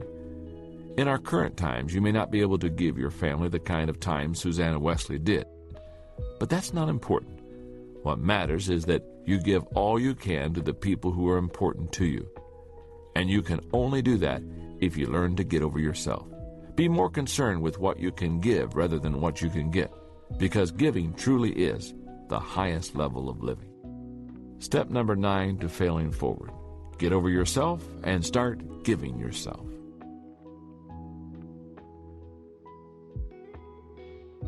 Chapter 10. Grasp the positive benefits of negative experiences. Working artists David Bayless and Ted Orland tell a story about an art teacher who did an experiment with his grading system for 2 groups of students. It is a parable on the benefits of failure. Here's what happened. The ceramics teacher announced an opening day that he was dividing the class into 2 groups. All those on the left side of the studio, he said, would be graded solely on the quantity of work they produced. All those on the right side solely on its quality. His procedure was simple. On the final day of class, he would bring his bathroom scales and weigh the work of the quantity group. 50 pounds of pots received an A, 40 pounds a B, and so on. And those being graded on quality, however, needed to produce only 1 pot, albeit a perfect one, to get an A. Grading time came, and a curious fact emerged. The works of the highest quality were all produced by the group being graded for quantity. It seems that while the quantity group was busily churning out piles of work and learning from their mistakes, the quality group had sat theorizing about perfection, and in the end had little more to show for their efforts than the grandiose theories of a pile of dead clay. It doesn't matter whether your objectives are in the area of art, business, ministry, sports, or relationships. The only way you can get ahead is to fail early, fail often, and fail forward. I teach leadership to thousands of people each year at numerous conferences. And one of my greatest concerns is always that some people will go home from the event and nothing will change in their lives. They enjoy the show but fail to implement any of the ideas that were presented to them. I tell people continually, we overestimate the event and we underestimate the process. Every dream that anyone has achieved came because of dedication to a process. People naturally tend toward inertia. That's why self-improvement is always a struggle. But that's also the reason that adversity lies at the heart of every success. The process of achievement comes through repeated failures and the constant struggle to climb to a higher level. Adversity and the failure that often results from it should not only be expected in the process of succeeding, they need to be viewed as an absolutely critical part of it. In fact, the benefits of adversity are many. Listen to some of the key reasons you should embrace adversity and persevere through it. Number 1, adversity creates resilience. Nothing in life breeds resilience like adversity and failure. A study in Time magazine in the mid-1980s described the incredible resilience of a group of people who had lost their jobs 3 times because of plant closings. Psychologists expected them to be discouraged, but they were surprisingly optimistic. Their adversity had actually created an advantage. Number 2, adversity develops maturity. As the world continues to change at a faster and faster rate, maturity with flexibility becomes increasingly important. Those qualities come from weathering difficulties.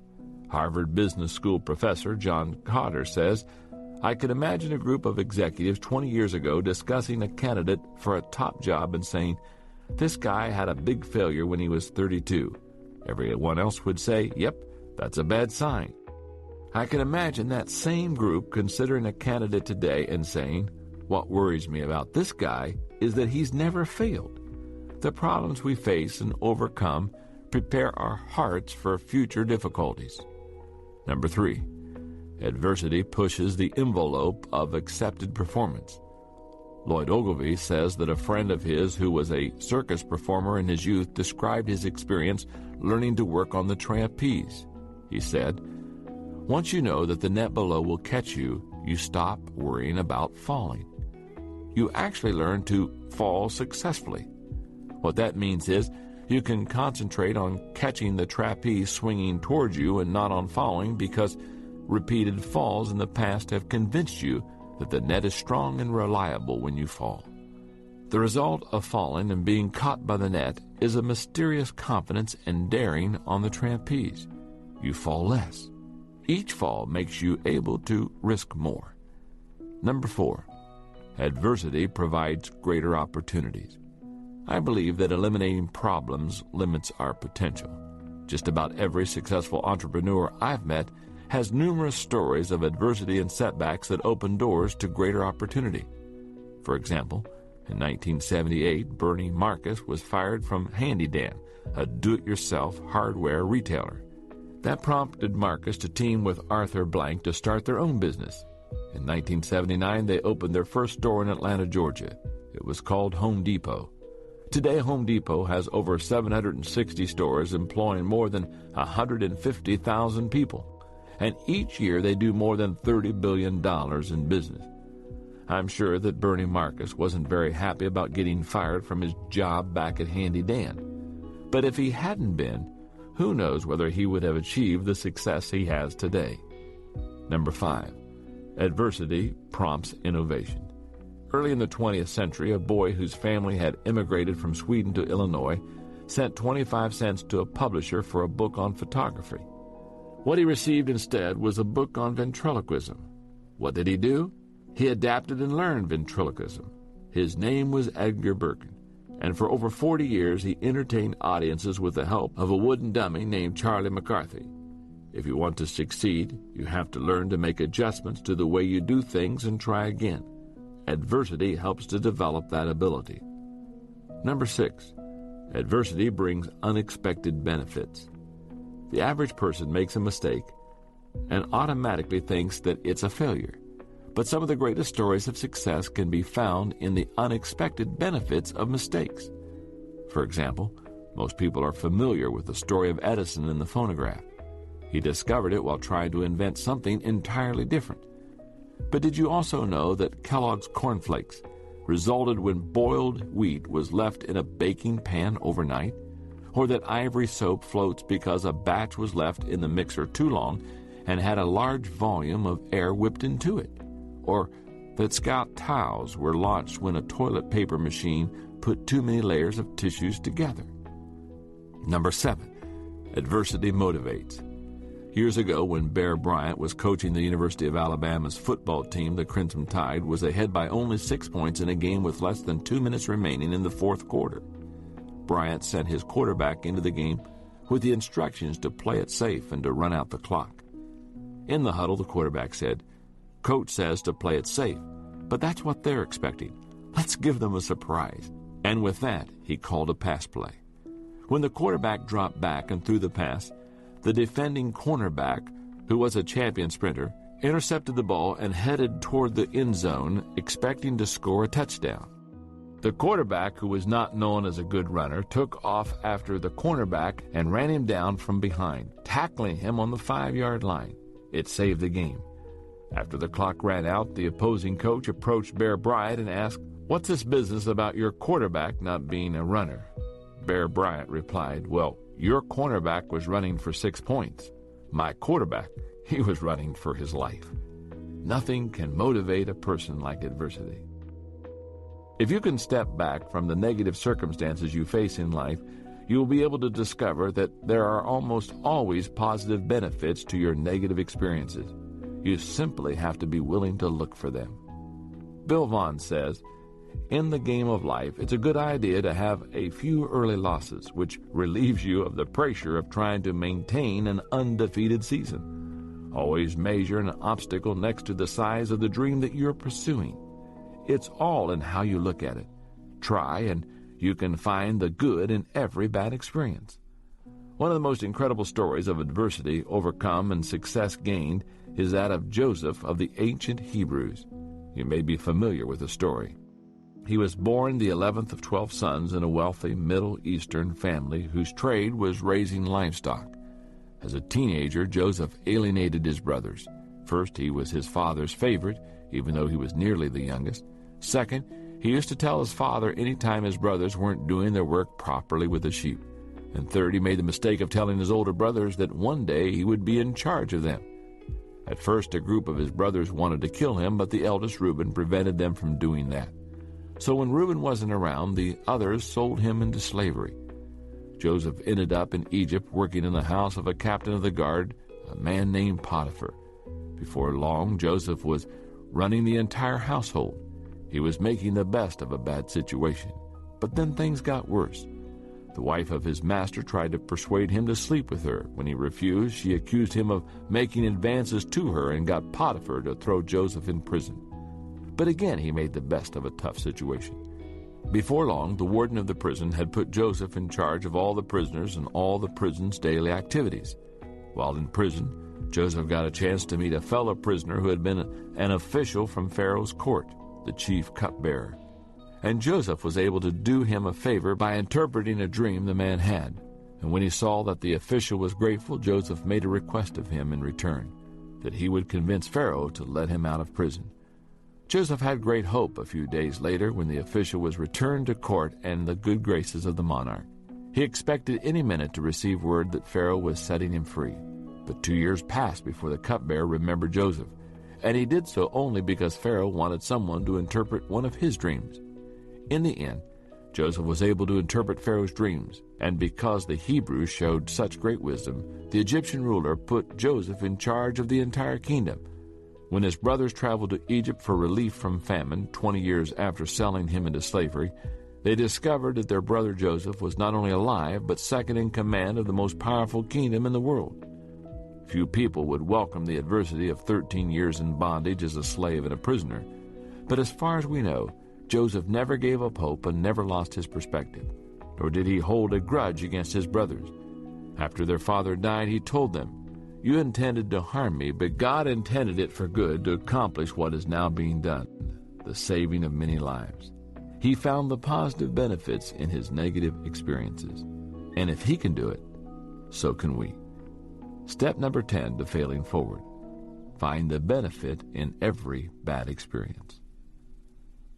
Let's review now for a moment the first 10 steps to failing forward. Number 1, realize there is only one major difference between average people and achieving people. Number 2, learn a new definition of failure. Number 3, remove the you from failure. Number 4, take action and reduce your fear. Number 5, change your response to failure by accepting responsibility. Number 6, don't let the failure from outside get inside of you. Number 7, say goodbye to yesterday. Number 8, change yourself and your world changes. Number 9, get over yourself and start giving yourself. And step number 10 to failing forward, find the benefit in every bad experience. Take a moment before you go on in the book and look at those 10 steps to failing forward. Ask yourself, or maybe somebody that's with you, how well do I do on these 10 steps? Some, I'm sure that you are already successfully failing forward. Others, maybe instead of going forward, you're failing backward. Take a moment, evaluate yourself. Work on the weak areas. Evaluate these 10 steps so that you can confidently fail forward.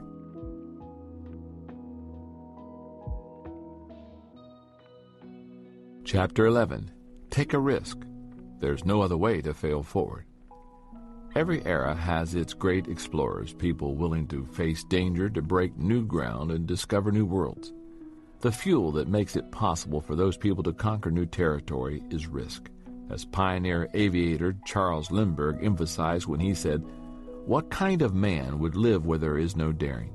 I don't believe in taking foolish chances, but nothing can be accomplished if we don't take any chances at all." Risk is a funny thing. It's very subjective.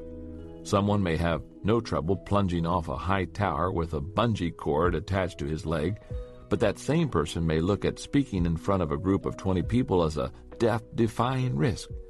To another person, speaking isn't intimidating at all. For example, I love to speak to groups. I've spoken to groups as large as 82,000 people, and it's wonderful. On the other hand, you couldn't get me to bungee jump. So how do you judge whether some activity is worth the risk? Do you base it on your fear? No, you should do some things that scare you. Should you base it on the probability of success? No, I don't think that's the answer either. Risk must be evaluated not by the fear it generates in you or the probability of your success, but by the value of the goal. Allow me to tell you the story of someone who pushed the envelope of risk in order to achieve goals that had great value to her. Her name was Amelia Earhart. She grew up in the Midwest and had a very ordinary childhood. While in her early 20s, she took her first plane ride at Doherty Field in Long Beach, California. She was hooked. She said, "As soon as we left the ground, I knew I myself had to fly." She immediately began working odd jobs to earn the $1,000 that would be required to take flying lessons, and it wasn't long before she was learning how to fly from Anita Snook, another pioneer flyer. Earhart found that learning to fly wasn't easy, or at least not for her, and she had more than her share of crashes, but she persevered. In 1921, Earhart made her first solo. The next year, she set the first of her many aviation records. She piloted planes because she loved to fly, but she also had an agenda. She was trying to break ground for others. She said, "My ambition is to have this wonderful gift produce practical results for the future of commercial flying and for the women who may want to fly tomorrow's planes." By 1935, Amelia Earhart was a seasoned world-class pilot and had done a lot of things to accomplish her goals of opening doors for women and legitimizing commercial aviation. She must have believed the motto of all great achievers: if at first you do succeed, try something harder. Because that's when she decided to embark on her greatest adventure. She intended to fly around the world. Her first leg took her from Oakland to Hawaii.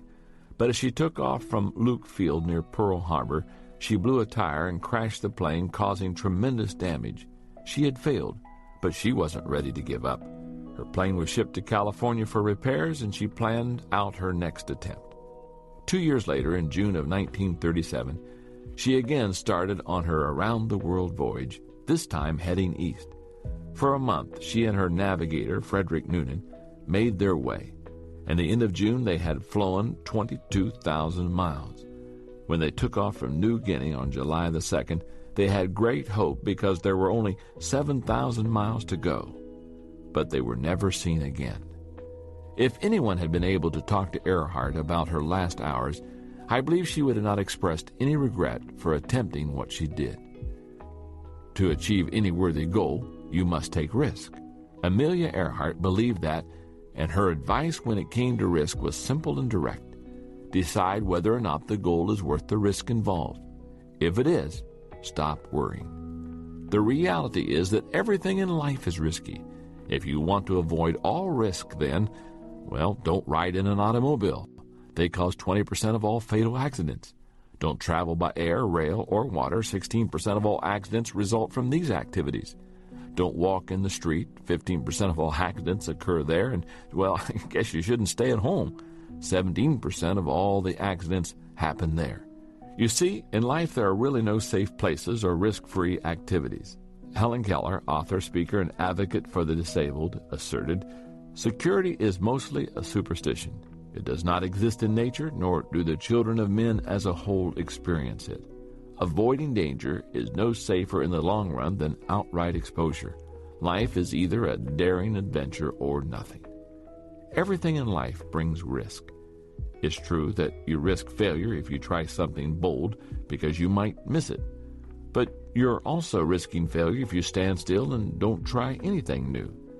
As G.K. Chesterton said, "I do not believe in a fate that falls on men however they act, but I do believe in a fate that falls on them unless they act.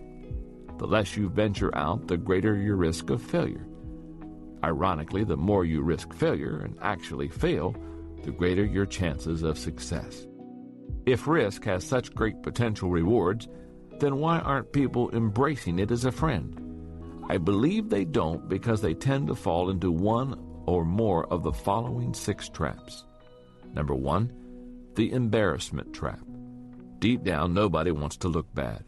And if you take a risk and fall flat on your face, you might embarrass yourself. But the only way to become better is to take steps forward, even shaky ones that cause you to fall down. Little progress is better than no progress at all. Success comes in taking many small steps. Number 2, the rationalization trap. People who get caught in the rationalization trap second-guess everything they do, and as they prepare to take action, they tell themselves it's really not that important. But the truth is, if you wait long enough, nothing is important. Sidney J. Harris says, "Regret for the things we did can be tempered by time. It is regret for the things we did not do that is inconsolable." Number 3, the unrealistic expectation trap. For some reason, many people think everything in life should be easy, and when they find out that achievement takes effort, they give up. But success takes hard work. There's a Latin proverb that says, "If there is no wind, row." As you prepare to take a risk, don't expect to get a favorable wind. Begin with a mindset that you have to row. Then, if you get some help, it will be a pleasant surprise. Number 4, the fairness trap. Psychologist M. Scott Peck begins his book, The Road Less Traveled, with the words, "Life's not fair. That's a fact. But many people never learn it. Instead of acknowledging it and moving on, they expend their energy trying to find fairness. They say to themselves, I shouldn't have to be the one to do this." Number 5, the timing trap. Some people tend to think that there's a perfect time to do everything, and this isn't it. So they wait. But Jim Stovall advises, don't wait for all the lights to be green before you leave the house. If you wait for the perfect timing, you'll wait forever. Number 6, the inspiration trap. Someone once said, "You don't have to be great to start, but you have to start to be great." Many people want to wait for inspiration before they are willing to step out and take a risk. I find that especially true of people with an artistic bent. But as playwright Oscar Wilde says, when he was asked the difference between a professional writer and an amateur, the difference is that an amateur writes when he feels like it, a professional writes regardless. As you examine the way you live, consider whether you are taking enough risk, not senseless ones, but intelligent ones. Even if you don't fall into one of the 6 traps I just shared, you still may be playing it too safe. How can you tell? By looking at your mistakes. If you are succeeding in everything you do, then you're probably not pushing yourself hard enough. And that means you're not taking enough risks. Step number 11 in failing forward, if at first you do succeed, try something harder.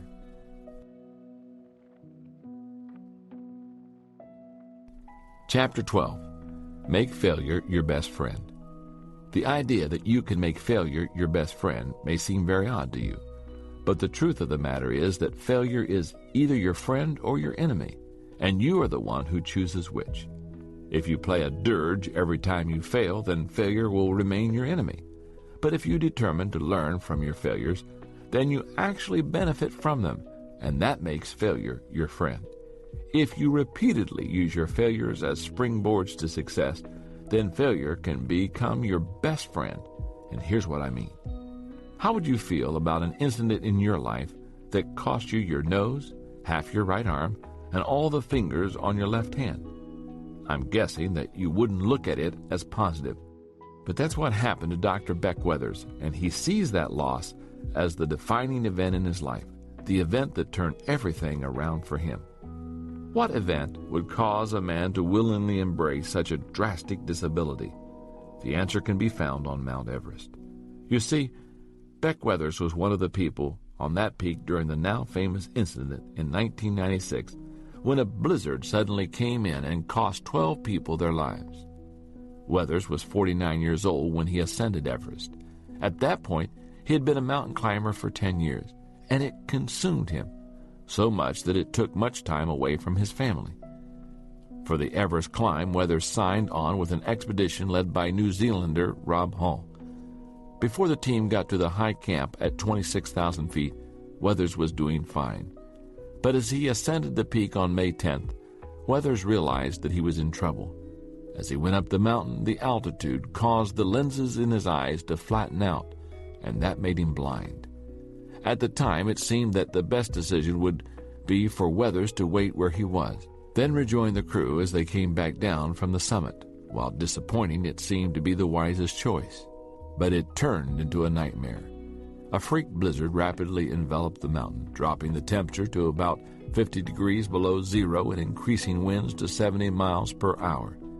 Weathers got left behind on the mountain, and as hours passed, he lapsed into a hypothermic coma. Fellow climbers searched for Weathers for hours, and early in the morning on May 11th, they actually found him. But he was covered with ice and barely breathing. They knew he would die, so they left him where he was and radioed to his wife that he was dead.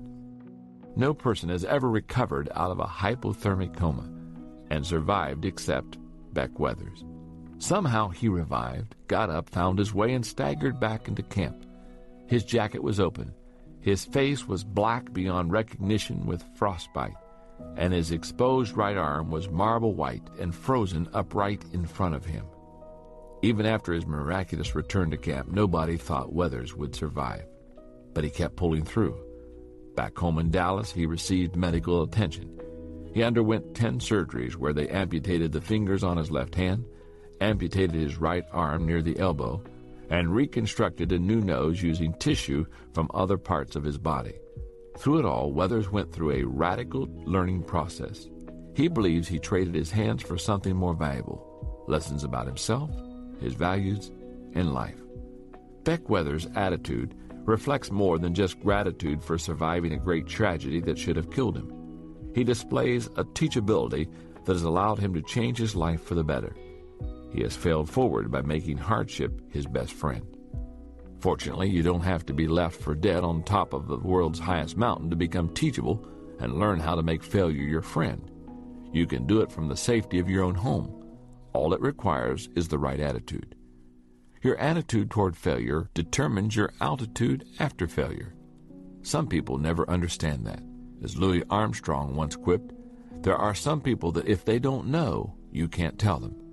Teachability is a mindset that says no matter how much I know or think I know, I can learn from this situation. That kind of thinking can help you turn adversity into advantage. Anyone can make failure a friend by maintaining a teachable attitude and using a strategy for learning from failure. To turn losses into profits, I recommend that you ask the following question every time you face adversity. Question number 1, what caused the failure? The situation, someone else, or myself? Where did things break down? Were you in a no-win situation? Did another person create the problem? Did you make a mistake? When Beck Weathers looked at his Mount Everest experience after the fact, he determined that he had made mistakes which led to his failure. Always begin the learning process by trying to identify the cause of a problem. Question number 2. Was what happened truly a failure, or did I just fall short? What we think is our fault may have really been an attempt to fulfill unrealistic expectations. It doesn't matter whether we place them on ourselves or someone else does. If a goal is unrealistic and we miss it, that is not a failure. Question number 3. What successes are contained in the failure? There's an old saying that states, "The gem cannot be polished without friction, nor man perfected without trials. No matter what kind of failure you experience, there is always a potential jewel of success contained in it. Sometimes it may be difficult to find, but you can discover it if you are willing to look for it. Question number 4. What can I learn from what happened? I enjoy reading the comic strip Peanuts by Charles Schulz. One of my favorites has Charlie Brown at the beach building a beautiful sandcastle. As he stands back to admire his work, it is suddenly consumed by a huge wave. Looking at the smooth sand mound that has been his creation a moment before, he says, "There must be a lesson here, but I don't know what it is." That's the way many people approach adversity. They are so consumed by the events they experience that they become bewildered and miss the whole learning experience. But there is always a way to learn from failures and mistakes. Poet Lord Byron was right when he stated, "Adversity is the first path to truth." Question number 5. Am I grateful for the experience? One of the ways to maintain a teachable mindset is to cultivate an attitude of gratitude, and that's possible even in the face of great disappointment. For example, American sprinter Eddie Hart missed a preliminary heat for the 100-meter sprint in the 1972 Olympics in Munich. As a result, he lost his chance to win an individual gold medal. But he said it made him all the more grateful for the medal he received as a member of the relay team, and for the lesson it taught him about living with defeats.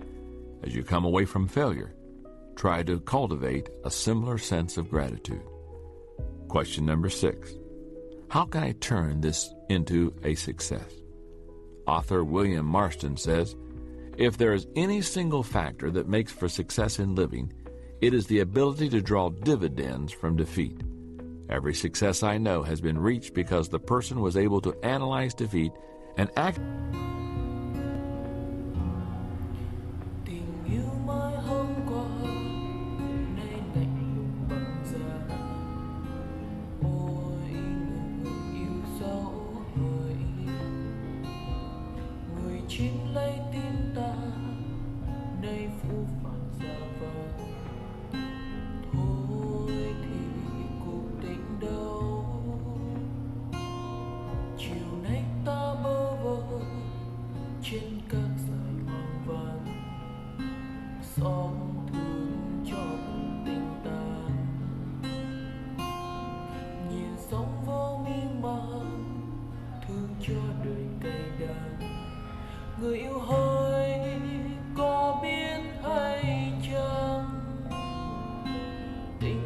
Actually profit from it in the next undertaking. Determining what went wrong in a situation has value, but taking that analysis another step and figuring out how to use it to your benefit is the real difference maker when it comes to failing forward. Question number 7. Who can help me with this issue? People say there are 2 kinds of learning: experience, which is gained from your own mistakes, and wisdom, which is learned from the mistakes of others. I recommend that you learn from the mistakes of others as much as possible. After all, you will never live long enough to make them all yourself. Seek advice, but make sure it's from someone who has successfully handled his or her failures. Question number 8. Where do I go from here? Once all the thinking is done, you've got to figure out what to do next. In their book, Everyone's a Coach, Don Shula and Ken Blanchard state, learning is defined as a change in behavior. You haven't learned a thing until you take action and use it. When you're able to learn from any bad experience and thereby turn it into a good experience, you make a major transition in life. For years, I've taught something that I think gives great insight on the subject of change. It says this: people change when they hurt enough that they have to, learn enough that they want to, and receive enough that they are able to. I learned the truth of that statement on a whole new level on December 18, 1998. While at my company's Christmas party, I felt an excruciating pain in my chest, and I suffered a serious heart attack. I honestly thought I wasn't going to make it that night. Although my heart attack was a painful and surprising experience, I feel that God was very good to me in that process. Several excellent physicians rallied around me and made it possible not only for me to survive, but to avoid any permanent heart damage. And I've learned a lot from it. For example, when it comes to telling the important people in your life how much you love them, You can never do it often enough. I believe my work on earth is not yet finished, and God has spared me so that I can complete it. I've learned that I must change my living habits for the sake of my health, the quality of my life, and the impact I desire to make in the future. My cardiologist, Dr. Marshall, told me that men who survive an early heart attack and learn from it live longer and healthier lives than those who never suffer a heart attack. And I have determined to learn from the experience. I've changed my diet. I'm also exercising every day, and I'm striving to live a more balanced life. But you don't need to suffer a heart attack or be caught in a blizzard on Mount Everest to make failure your best friend. In fact, I don't recommend it. All you have to do is maintain a teachable heart and be eager to learn every time you fail. Step number 12 in failing forward: learn from a bad experience and make it a good experience.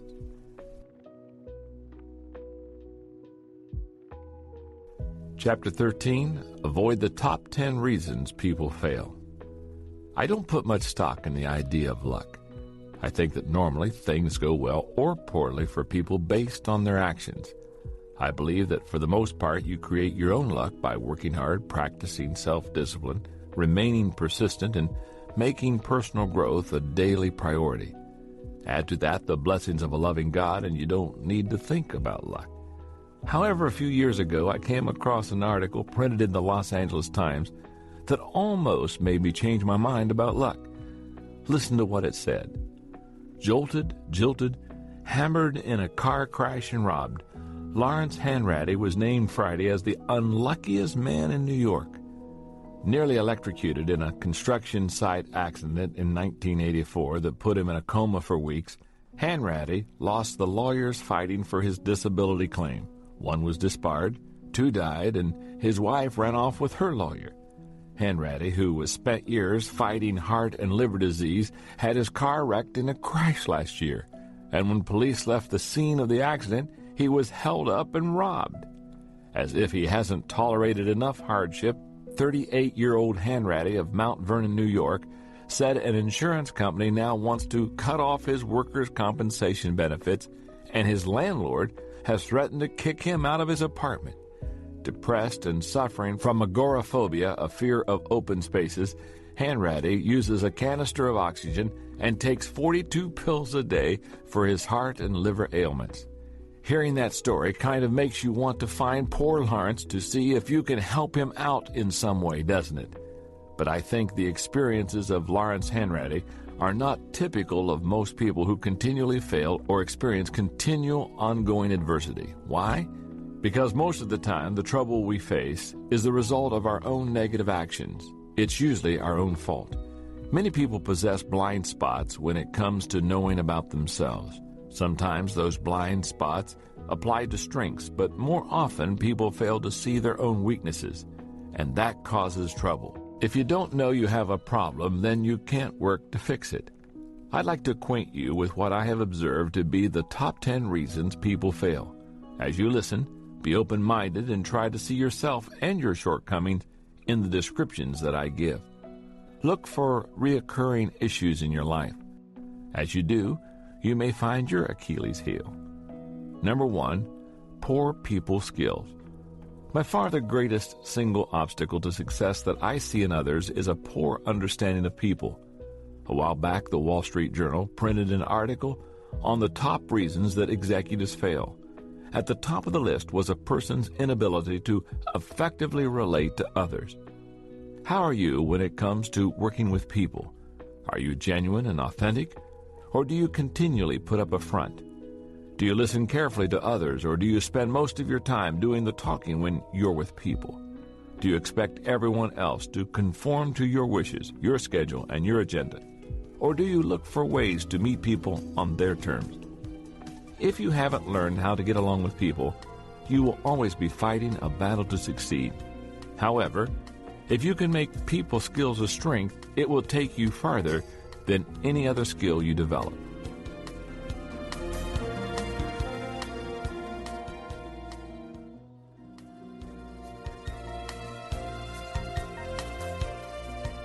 Number 2, a negative attitude. How you react to circumstances of your life has everything to do with your well-being and your success. Debbie Clement Stone tells a story about a young bride who traveled with her husband to the California desert during World War II. Because she had grown up in the East, the desert seemed remote and desolate to her. The only housing they could find was a shack near a village of Native Americans, none of whom spoke English. She spent a lot of time there alone, waiting out the sweltering heat each day. When her husband was gone for a long period, she wrote her mother to say that she was returning home. A few days later, she received a reply that said, "Two men looked from prison bars. One saw mud, the other stars." Those words helped the young woman to see things more clearly. She made friends with her Native American neighbors. She began working with them on weaving and pottery, and she took time to explore the desert and discover its natural beauty. All of a sudden, she was living in a new world, and the only thing that had changed was her attitude. If your circumstances constantly get you down, then maybe it's time for a change, not of your situation, but in your attitude. Number 3, a bad fit. Though we should always first examine our attitudes when we don't enjoy our circumstances, sometimes a change in situation also is in order. Sometimes a case of mismatched abilities, interests, personality, or values can be a major contributor to chronic failure. Few things in life are more frustrating than being stuck in a profession or organization that doesn't suit you. Evaluate yourself and your situation. If there is a poor fit, think about making a change. Number 4, lack of focus. Bad things happen when a person doesn't focus. Anybody can make an honest mistake when things get hectic, but people lacking focus have trouble not because they're too busy, but because their priorities are out of whack, and that wastes their time and resources. If you find yourself going from task to task without making any progress, or you can't seem to reach a goal no matter how much effort you give it, examine your focus. No one can move forward without it. Number 5, weak commitment. For a long time, it seemed that apathy was chic, but effort and commitment seemed to be coming back into style. And that's a good thing, because without commitment, you cannot accomplish anything of value. The last time you failed, did you stop trying because you failed, or did you fail because you stopped trying? What was your level of commitment? If you're committed, then when you fail, it doesn't mean that you'll never succeed. It just means that it will take you longer. Commitment makes you capable of failing forward until you reach your goals. Number 6, unwillingness to change. Perhaps the greatest enemy to achievement, personal growth, and success is inflexibility. Some people seem to be so in love with the past that they can't deal with the present. You don't have to love change in order to be successful, but you do need to be willing to accept it. Change is the great catalyst for personal growth. It gets you out of a rut, it gives you a fresh start, and it affords you an opportunity to reevaluate your direction. If you resist change, you're really resisting success. Learn flexibility, or learn to like living with your failures. Number 7, a shortcut mindset. One of the most common obstacles to success is the desire to cut corners and take the short road to success. But shortcuts never pay off in the long run. As Napoleon said, victory belongs to the most persevering. Most people tend to underestimate the time it takes to achieve something of value, but to be successful, you have to be willing to pay your dues. James Watt spent 20 years laboring to perfect his steam engine. William Harvey labored night and day for 8 years to prove how blood circulated in the human body. And it took another 25 years for the medical profession to acknowledge that he was right. Cutting corners is really a sign of impatience and poor self-discipline. If you are willing to follow through, you can achieve a breakthrough. That's why Albert Gray says, "The common denominator of success lies in forming the habit of doing things that failures don't like to do." Number 8, relying on talent alone. Talent is overrated, not because it doesn't have value, but because talent alone isn't enough to take a person through the multiple failures that life brings. Adding a strong work ethic to talent is like pouring gasoline on a fire. It's explosive. But the greater your talent, the more likely you are to lean heavily on it and skip the hard day-to-day work of improving it. If you possess this negative tendency, put yourself on a growth plan so that you can make the most of whatever God-given talent you have. Number 9, acting on poor information. One of the things that successful executives have in common is the ability to make weighty decisions based on limited amounts of information. But they also have in common the ability to gather reliable information to use as they evaluate things. General Douglas MacArthur knew this. He asserted, expect only 5% of an intelligence report to be accurate. The trick of a good commander is to isolate the 5%. Number 10, not having any goals. Don Marquis says, ours is a world where people don't know what they want and are willing to go through hell to get it. Many people don't have goals because they haven't allowed themselves to dream. As a result, they don't possess a desire. If that describes you, then you've got to look deep within yourself and try to determine why you're on this planet. Once you've discovered that, you'll know what to shoot for. If you can discover the weakness that weakens you, then you can start doing something about it. And that can change your life. I've seen that happen over and over again in people who desire success. Let me tell you about one of them. One of the people I rely on most at the Enjoy Group is my good friend Dan Ryland. He and I have worked together for 16 years. He is highly organized and he goes after a goal with a vengeance. But when I first met him, let's just say that because he was purpose-driven, he was not the most relational guy in the world. When Dan started working with me, he was an intern. I remember one day at the office, soon after he started working at the church, I was standing in the lobby having a conversation with a group of people, and Dan came in from a parking lot with his carefully arranged briefcase. He walked right through the group of us and didn't say a word. I excused myself from the group and I followed him. Dan set his briefcase down on his desk, and when he turned around, he was surprised to see that I was standing there. I asked him why he had walked by the group of us without saying a word. He replied that he had lots of work to do. Then I looked him straight in the eye and said, "You just passed your work." Over the next few years, Dan and I worked together on his relationships with people.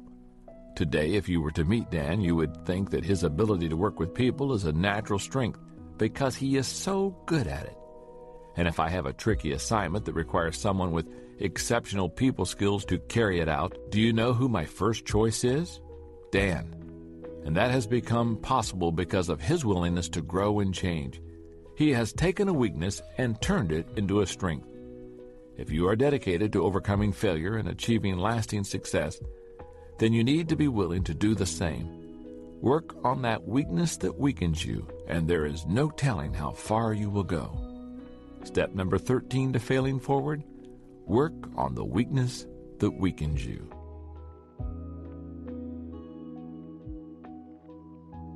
Chapter 14, the little difference between failure and success makes a big difference.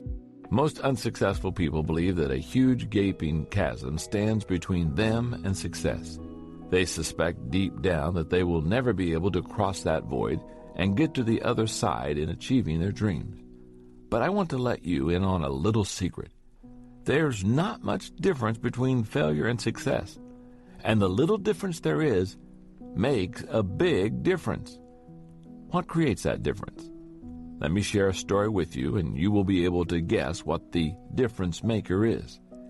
I think everybody in the United States has heard of Macy's department store, thanks to their famous Thanksgiving Day parade and the movie Miracle on 34th Street.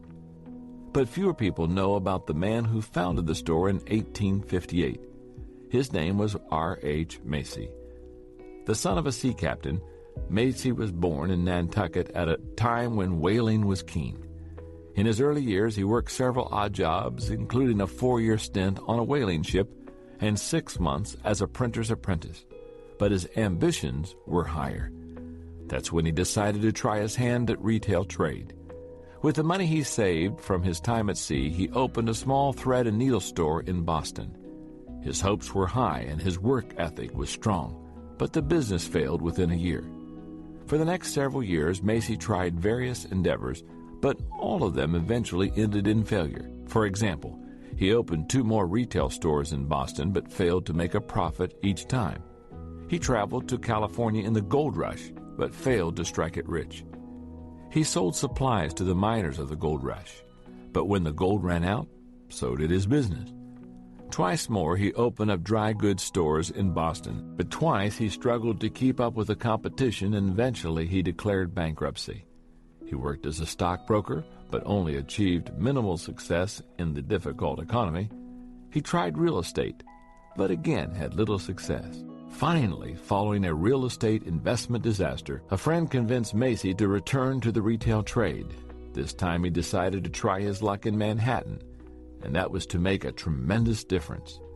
In 1858, R.H. Macy opened a fancy dry goods store. After only 12 months, he was grossing $80,000 a year. By the 1870s, the store averaged over $1 million in sales per year. In 1877, Macy died while on a buying trip in Europe. However, his business lived on, and it continued to bring innovation to retail trade.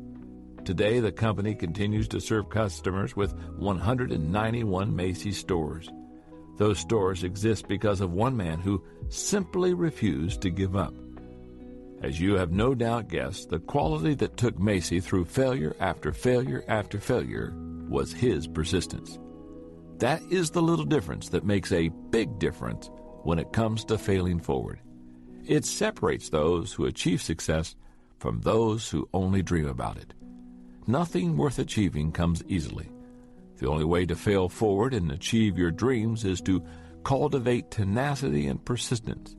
But to begin cultivating those qualities, you need a strategy.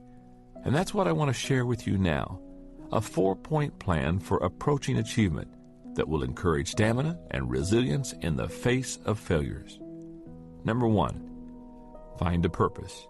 More than anything else, what keeps a person going in the midst of adversity is having a sense of purpose. It is the fuel that powers persistence. If you are a purpose-driven person naturally, then you probably already possess an innate sense of direction that helps you to overcome adversity. But if you're not, then you need some help. Use the following simple steps to help you develop a desire. Letter A, get next to people who possess great desire. B, develop discontent with the status quo. C, search for a goal that excites you. Letter D, put your most vital possessions into that goal. And finally, letter E, visualize yourself enjoying the rewards of that goal. Number 2, eliminate excuses. Agriculture scientist George Washington Carver noted, 99% of failures come from people who have the habit of making excuses. Having desire alone will not get you through your failures.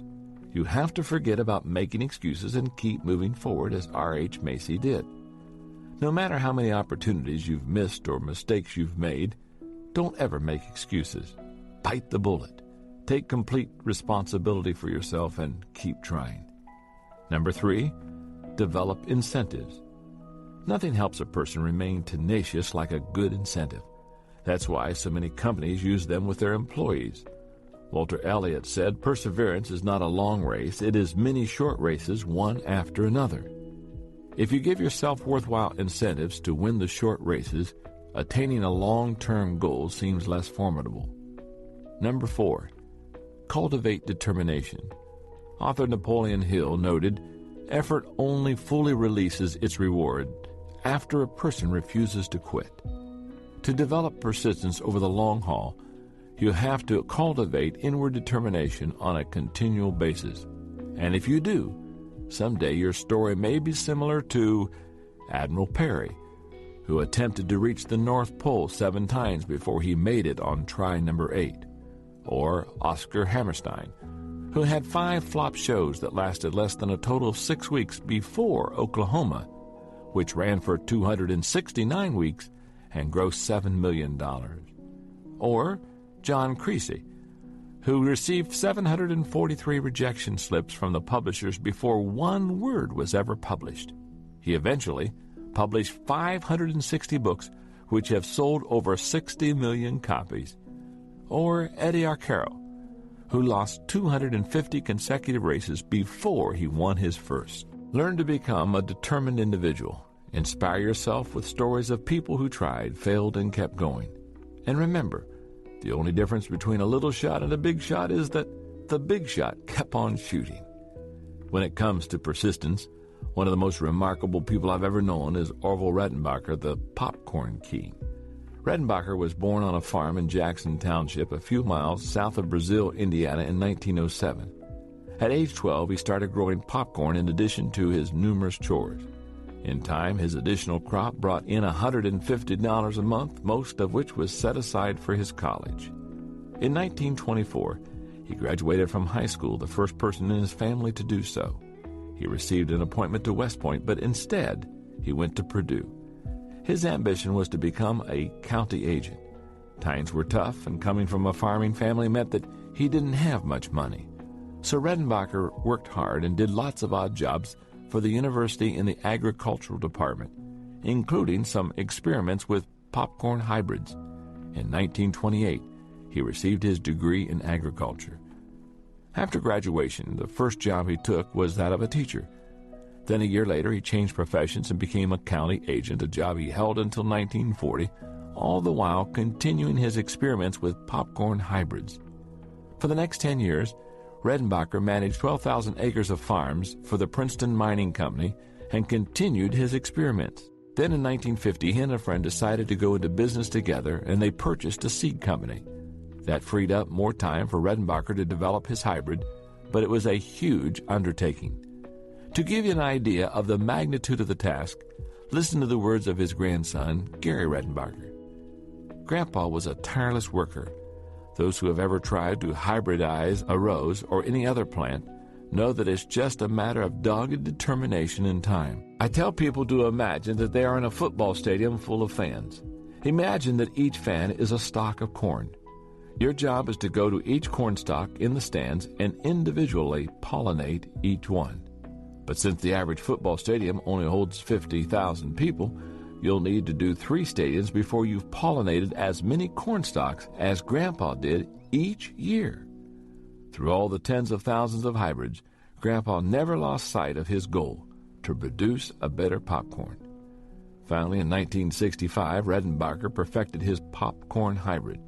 He had a popcorn that outperformed every other variety in popping volume, poppability, and flavor. But it took him another 10 years to make his popcorn the best-selling brand in the world.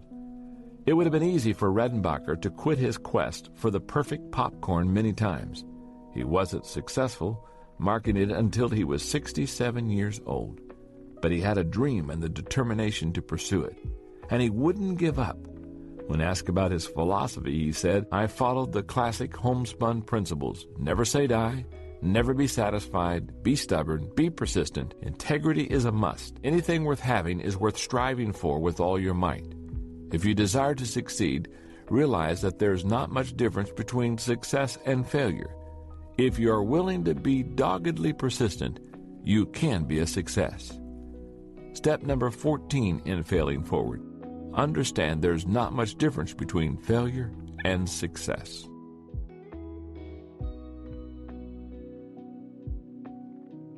Chapter 15, it's what you do after you get back up that counts. Although persistence is important, it isn't the only key to success. I think you need persistence plus something more. It's just like the old saying about boxers, that a champion gets up one more time than he gets knocked down. While that may be true, if that's the only thing he does, he may finally win, but not before getting his brains beat out. Who wants that? He's much better off if he needs to get up off of the mat only a few times. He does that by figuring out how to knock out his opponent. That's what Milton Bradley did, in a manner of speaking. He figured out what to do so that he wouldn't continue falling down. He started out his career at age 20 as a draftsman. That was in 1856. By 1860, he had earned enough money to buy a printing press and go into business for himself as a lithographer. His first great product idea was to lithograph the newly elected President Abraham Lincoln. As soon as he offered the print for sale, the orders started flooding in. And he would have kept making money except for one problem. His print was of a clean-shaven Lincoln, but the new president had grown a beard. It nearly ruined Bradley. While he was trying to cope with his first major setback, he decided to try selling something different, a game. He had a concept for a game he called the checkered game of life, which taught moral values. He designed the game himself and printed up copies, and the game sold well. In fact, that first year he sold 40,000 copies. That first success gave him a new direction in life. He turned his attention to producing games and other materials that instructed people while entertaining them. Primarily, that meant games. But it wasn't long before he wanted to expand more intentionally into educational resources. A new concept to America had come across the Atlantic Ocean from Germany called kindergarten, and Bradley became very excited by it. Bradley saw the great educational potential of kindergarten for children and the potential market for materials to teach them. In time, Bradley became one of kindergarten's chief proponents. He produced numerous materials and even published the influential journal, Kindergarten Review. He made a difference in the lives of thousands upon thousands of children. Maybe you're someone who has developed the persistence and resilience to keep getting up when you get knocked down. But you're getting weary of dragging yourself back onto your feet again and again without making any progress. You may be physically and emotionally exhausted. If so, it's because you need to do more than just get back up. What you need is a plan that will help you determine what to do after you've gotten back up. Try using these 7 simple steps based on the acronym FORWARD. The letter F stands for Finalize Your Goal. In the last chapter, I wrote about the importance of having purpose in developing a desire. The next step is to settle on a definite goal you may want to reach. The boxer in the ring who gets back up has as his goal knocking out his opponent. Milton Bradley had his, to produce educational products for kindergarten students. You need to determine what your goal is. Recognize that the goal shapes the plan shapes the action. The action achieves the results bring success. The letter O stands for Order Your Plans. The saying is old, but it's true. By failing to prepare, you are preparing to fail. There is no guarantee that what you plan will be carried out in the way that you envision it. But if you neglect to plan, your chances of success are very slim. The letter R stands for Risk Failing by Taking Action. Planning alone won't bring success. The other half of the battle is taking action. Conrad Hilton said, "Success seems to be connected with action. Successful people keep moving." Moving forward on a plan and actually doing it always involves risk. And that's good, because nothing of value is achieved without risk. The letter W stands for Welcome Mistakes. By now you realize that mistakes are not to be avoided but embraced. They are signals that you're moving into new territory, breaking new ground, making progress. As the old English proverb states, he who makes no mistakes never makes anything. The letter A stands for Advance Based on Your Character. Every time you face mistakes, an attempt to move forward in spite of them is a test of character. That's because there always comes a time when giving up is easier than standing up, when giving in looks more attractive than digging in. And in those moments, character may be the only thing you have to draw on to keep you going. After you've been knocked down, and you've had the will to get back up, the intelligence to plan your comeback, and the courage to take action, know that you will experience a defining moment. And it will define you, as an achiever or as someone who quit. The letter R stands for Reevaluate Your Progress Continually. The value of fighting through the difficult times and overcoming mistakes is that you have the opportunity to learn and adjust. Katie Payne, CEO of the Delahaye Group, says, "Business culture teaches us never to admit our mistakes, but to bury them instead, or to blame somebody else. And most personal and project reviews don't really do much to uncover mistakes. If we wait until we've finished a project to conduct a post-mortem, people will forget the mistake, or they'll build up a grudge against the coworker. Either way, we lose a learning opportunity." The letter D stands for Develop New Strategies to Succeed. Lester Thurlow said, "A competitive world has 2 possibilities for you. You can lose, or if you want to win, you can change. Once you develop a plan and put it into action, you're not done. In fact, if you want to succeed, you're never done. Success is in the journey, the continual process. And no matter how hard you work, you will not create the perfect plan nor execute it without error. You will never get to the point where you no longer make mistakes, but that's okay. Failures are milestones on the success journey. Each time you plan, risk, fail, reevaluate, and adjust, it gives you another opportunity to begin again, only better than the last time. As 67-year-old Thomas Edison said after he watched his laboratory burn to the ground, "Thank goodness all our mistakes were burned up. Now we can start again fresh." Starting over usually isn't easy, to say the least, but it sure can bring incredible results. I was reminded of that on a trip I took to Asia in the fall of 1999. My favorite stop on that trip was in Singapore. It's incredible. It's the most modern country in the world. Our tour guide, Susanna Fu, told us that Singapore was part of the British Empire for more than a century. After World War II, as the British granted independence to more and more members of their former empire, the people of Singapore began to think about their own independence, but the British were skeptical. Singapore had no natural resources and no experience in government. In 1959, when Singapore was granted its independence, the country didn't do well. That's when they decided that their best hope was to attach themselves to Malaysia, which they did in 1963.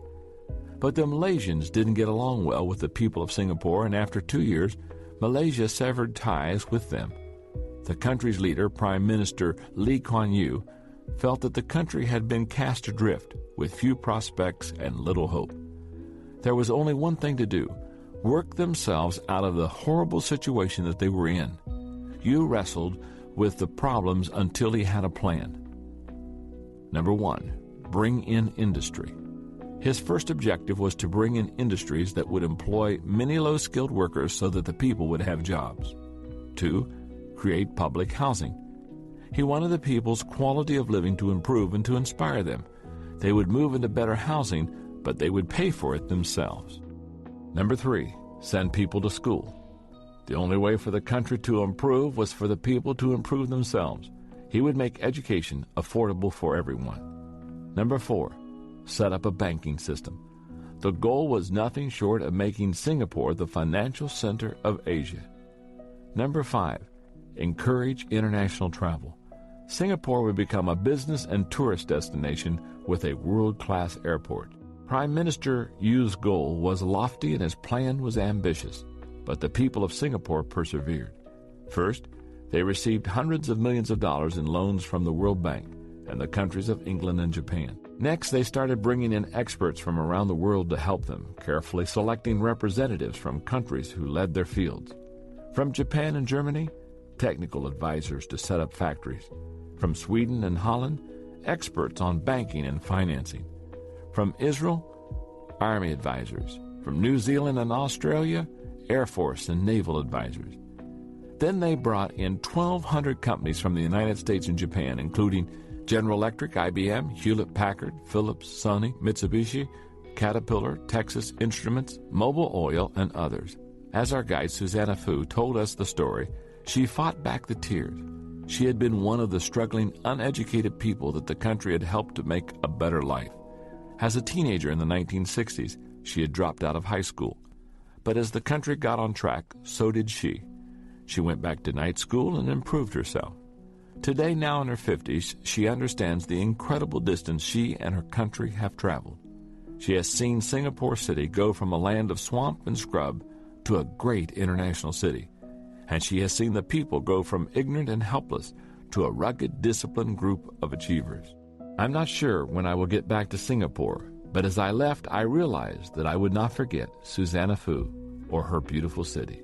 In all the countries and cities I've ever been, no place better exemplified what it means to fail forward. Step number 15 in failing forward: get up, get over it, and get going.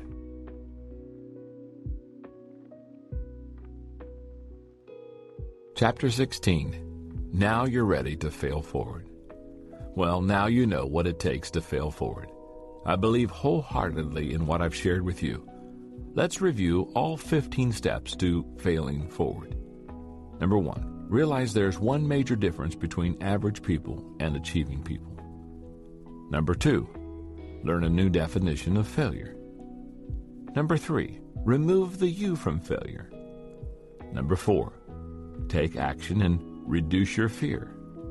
Number 5, change your response to failure by accepting responsibility. Number 6, don't let failure from outside get inside of you.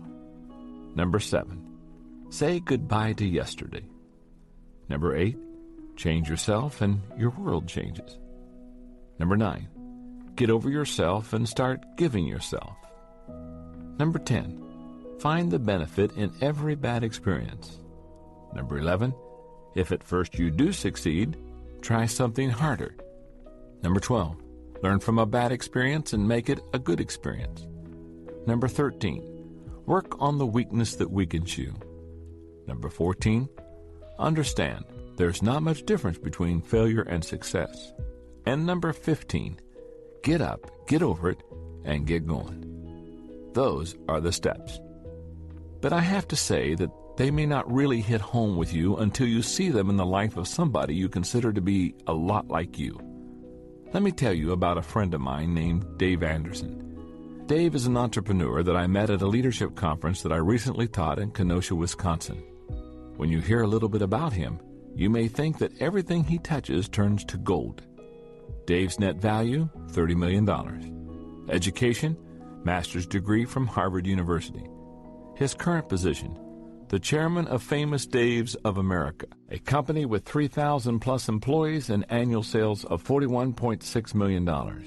Some career highlights: he founded Famous Daves of America and took the company public. He co-founded the Rainforest Cafe and took it public. He was named Emerging Entrepreneur of the Year by Ernst & Young. He was the director and executive vice president of an organization judged the fastest growing company in America by Fortune magazine.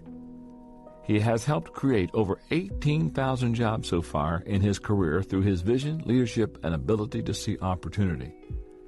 That's an impressive profile, but to really understand and appreciate Dave's achievements, you need to know more about his failures. You see, Dave has lived out every one of the steps to failing forward, and I want to finish this tape with his story.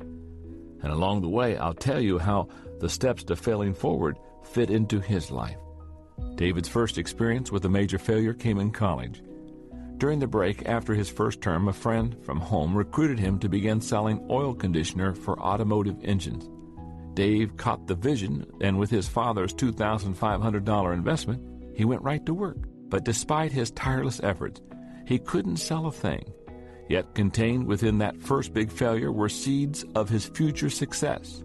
Remember step number 15? Get up, get over it, and get going. First, Dave believed that he could be successful. Now, that's step number 6. Don't let failure from outside get inside of you. Second, when his dad bought his product for him, Dave received a 5-day leadership course that he says changed his life. Remember step number 10? Find the benefit in every bad experience. Every night for months, Dave went to sleep listening to those tapes. Step number 8. Change yourself and your world changes. The dream within him wasn't dead, and he wasn't going to let failure get him down. Step number 1. Realize there is one major difference between average people and achieving people. It was in 1972 that Dave got the idea for another business. Though the oil additive opportunity didn't work for him, it encouraged him to start thinking like an entrepreneur. Step number 2, learn a new definition of failure. His idea was to create and sell miniature dish gardens. He scraped together a few dollars and bought the materials to make up a few samples. Then he went out and talked to retailers, trying to get them to buy them. For the next 7 years, he operated out of his basement and worked like a madman. He put in long hours, 7 days a week. When his retail florist customers experienced their heavy crunch times, such as around Mother's Day and Valentine's Day, he would go into their shops, sweep up, clean out coolers, and do other chores for them to help them out. By age 21, he had accounts with every major retail florist in the city of Chicago. But there were more hard times to come. If you're from the Midwest, you probably remember the winter of 1979. It was one of the worst on record.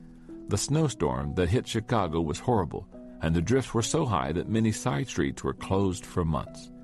A lot of businesses went under that year, including Dave's. Florists didn't buy much in the middle of the blizzard. Many of Dave's customers not only weren't buying from him, but weren't paying him for the money they owed for orders that they had already received, and he had to file for bankruptcy. After Dave lost his business, he knew he needed to find work to support himself. Remember step number 5? Change your response to failure by accepting responsibility. He landed a job working for the American Can Company, selling Dixie cups, Marathon paper towels, and tissue to restaurants. To get his foot in the door, he took their worst territory. Step number 4, take action and reduce your fear. He put to work the same principles and tenacity that he had in the wholesale floral industry. Step number 14, understand there's not much difference between failure and success. He made a lot of mistakes, experienced much rejection, and lost many sales. But he worked like crazy and kept learning. Step number 13, work on the weakness that weakens you. In 6 months, he took a territory that had been in last place and made it number 1 in the company. He regained momentum. Step number 7, say goodbye to yesterday. He also discovered that his past failure didn't brand him for life. Step number 3, remove the you from failure. Dave Anderson is a Native American. In 1982, Dave's tribe came calling. Their organization was losing money, and recognizing his business prowess, they asked him to be their CEO. Step number 11, if at first you do succeed, try something harder. He led the tribe's concerns for 3 years. During that time, gross revenue increased from $3.9 million to over $8 million.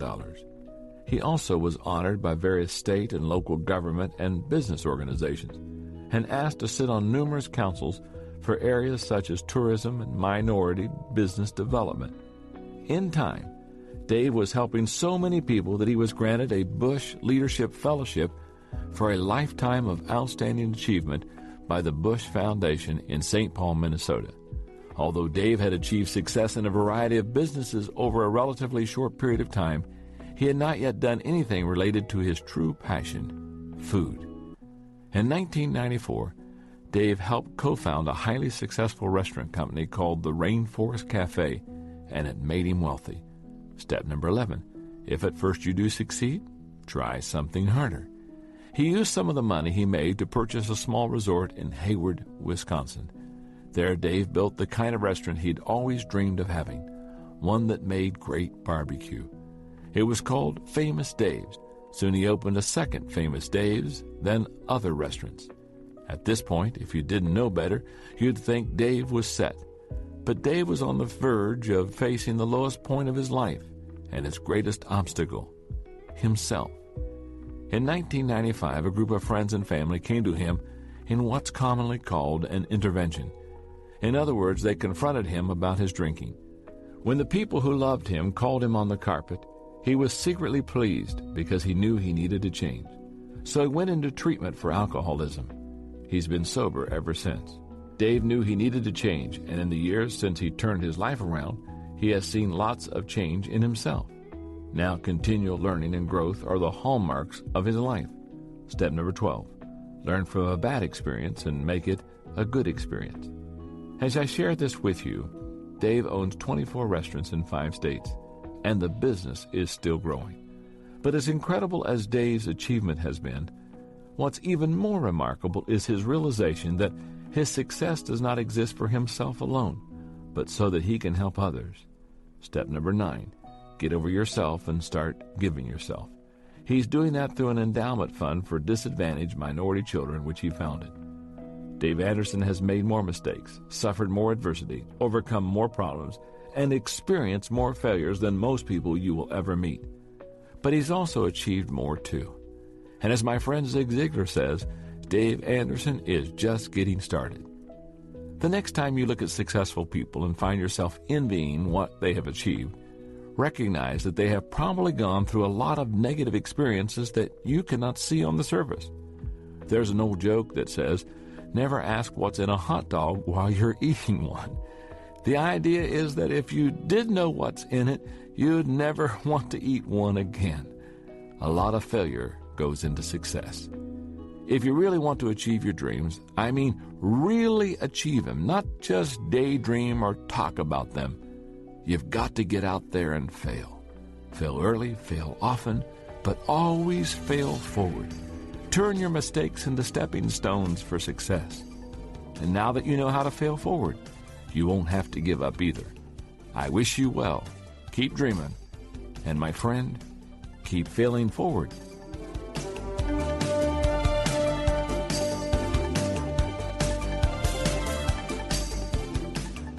That concludes Failing Forward, Turning Mistakes into Stepping Stones for Success by John C. Maxwell. Look for the complete book and other books and audiobooks by John C. Maxwell, including The 21 Irrefutable Laws of Leadership and Developing the Leader Within You, in quality bookstores everywhere. This has been a presentation of Nelson Audio.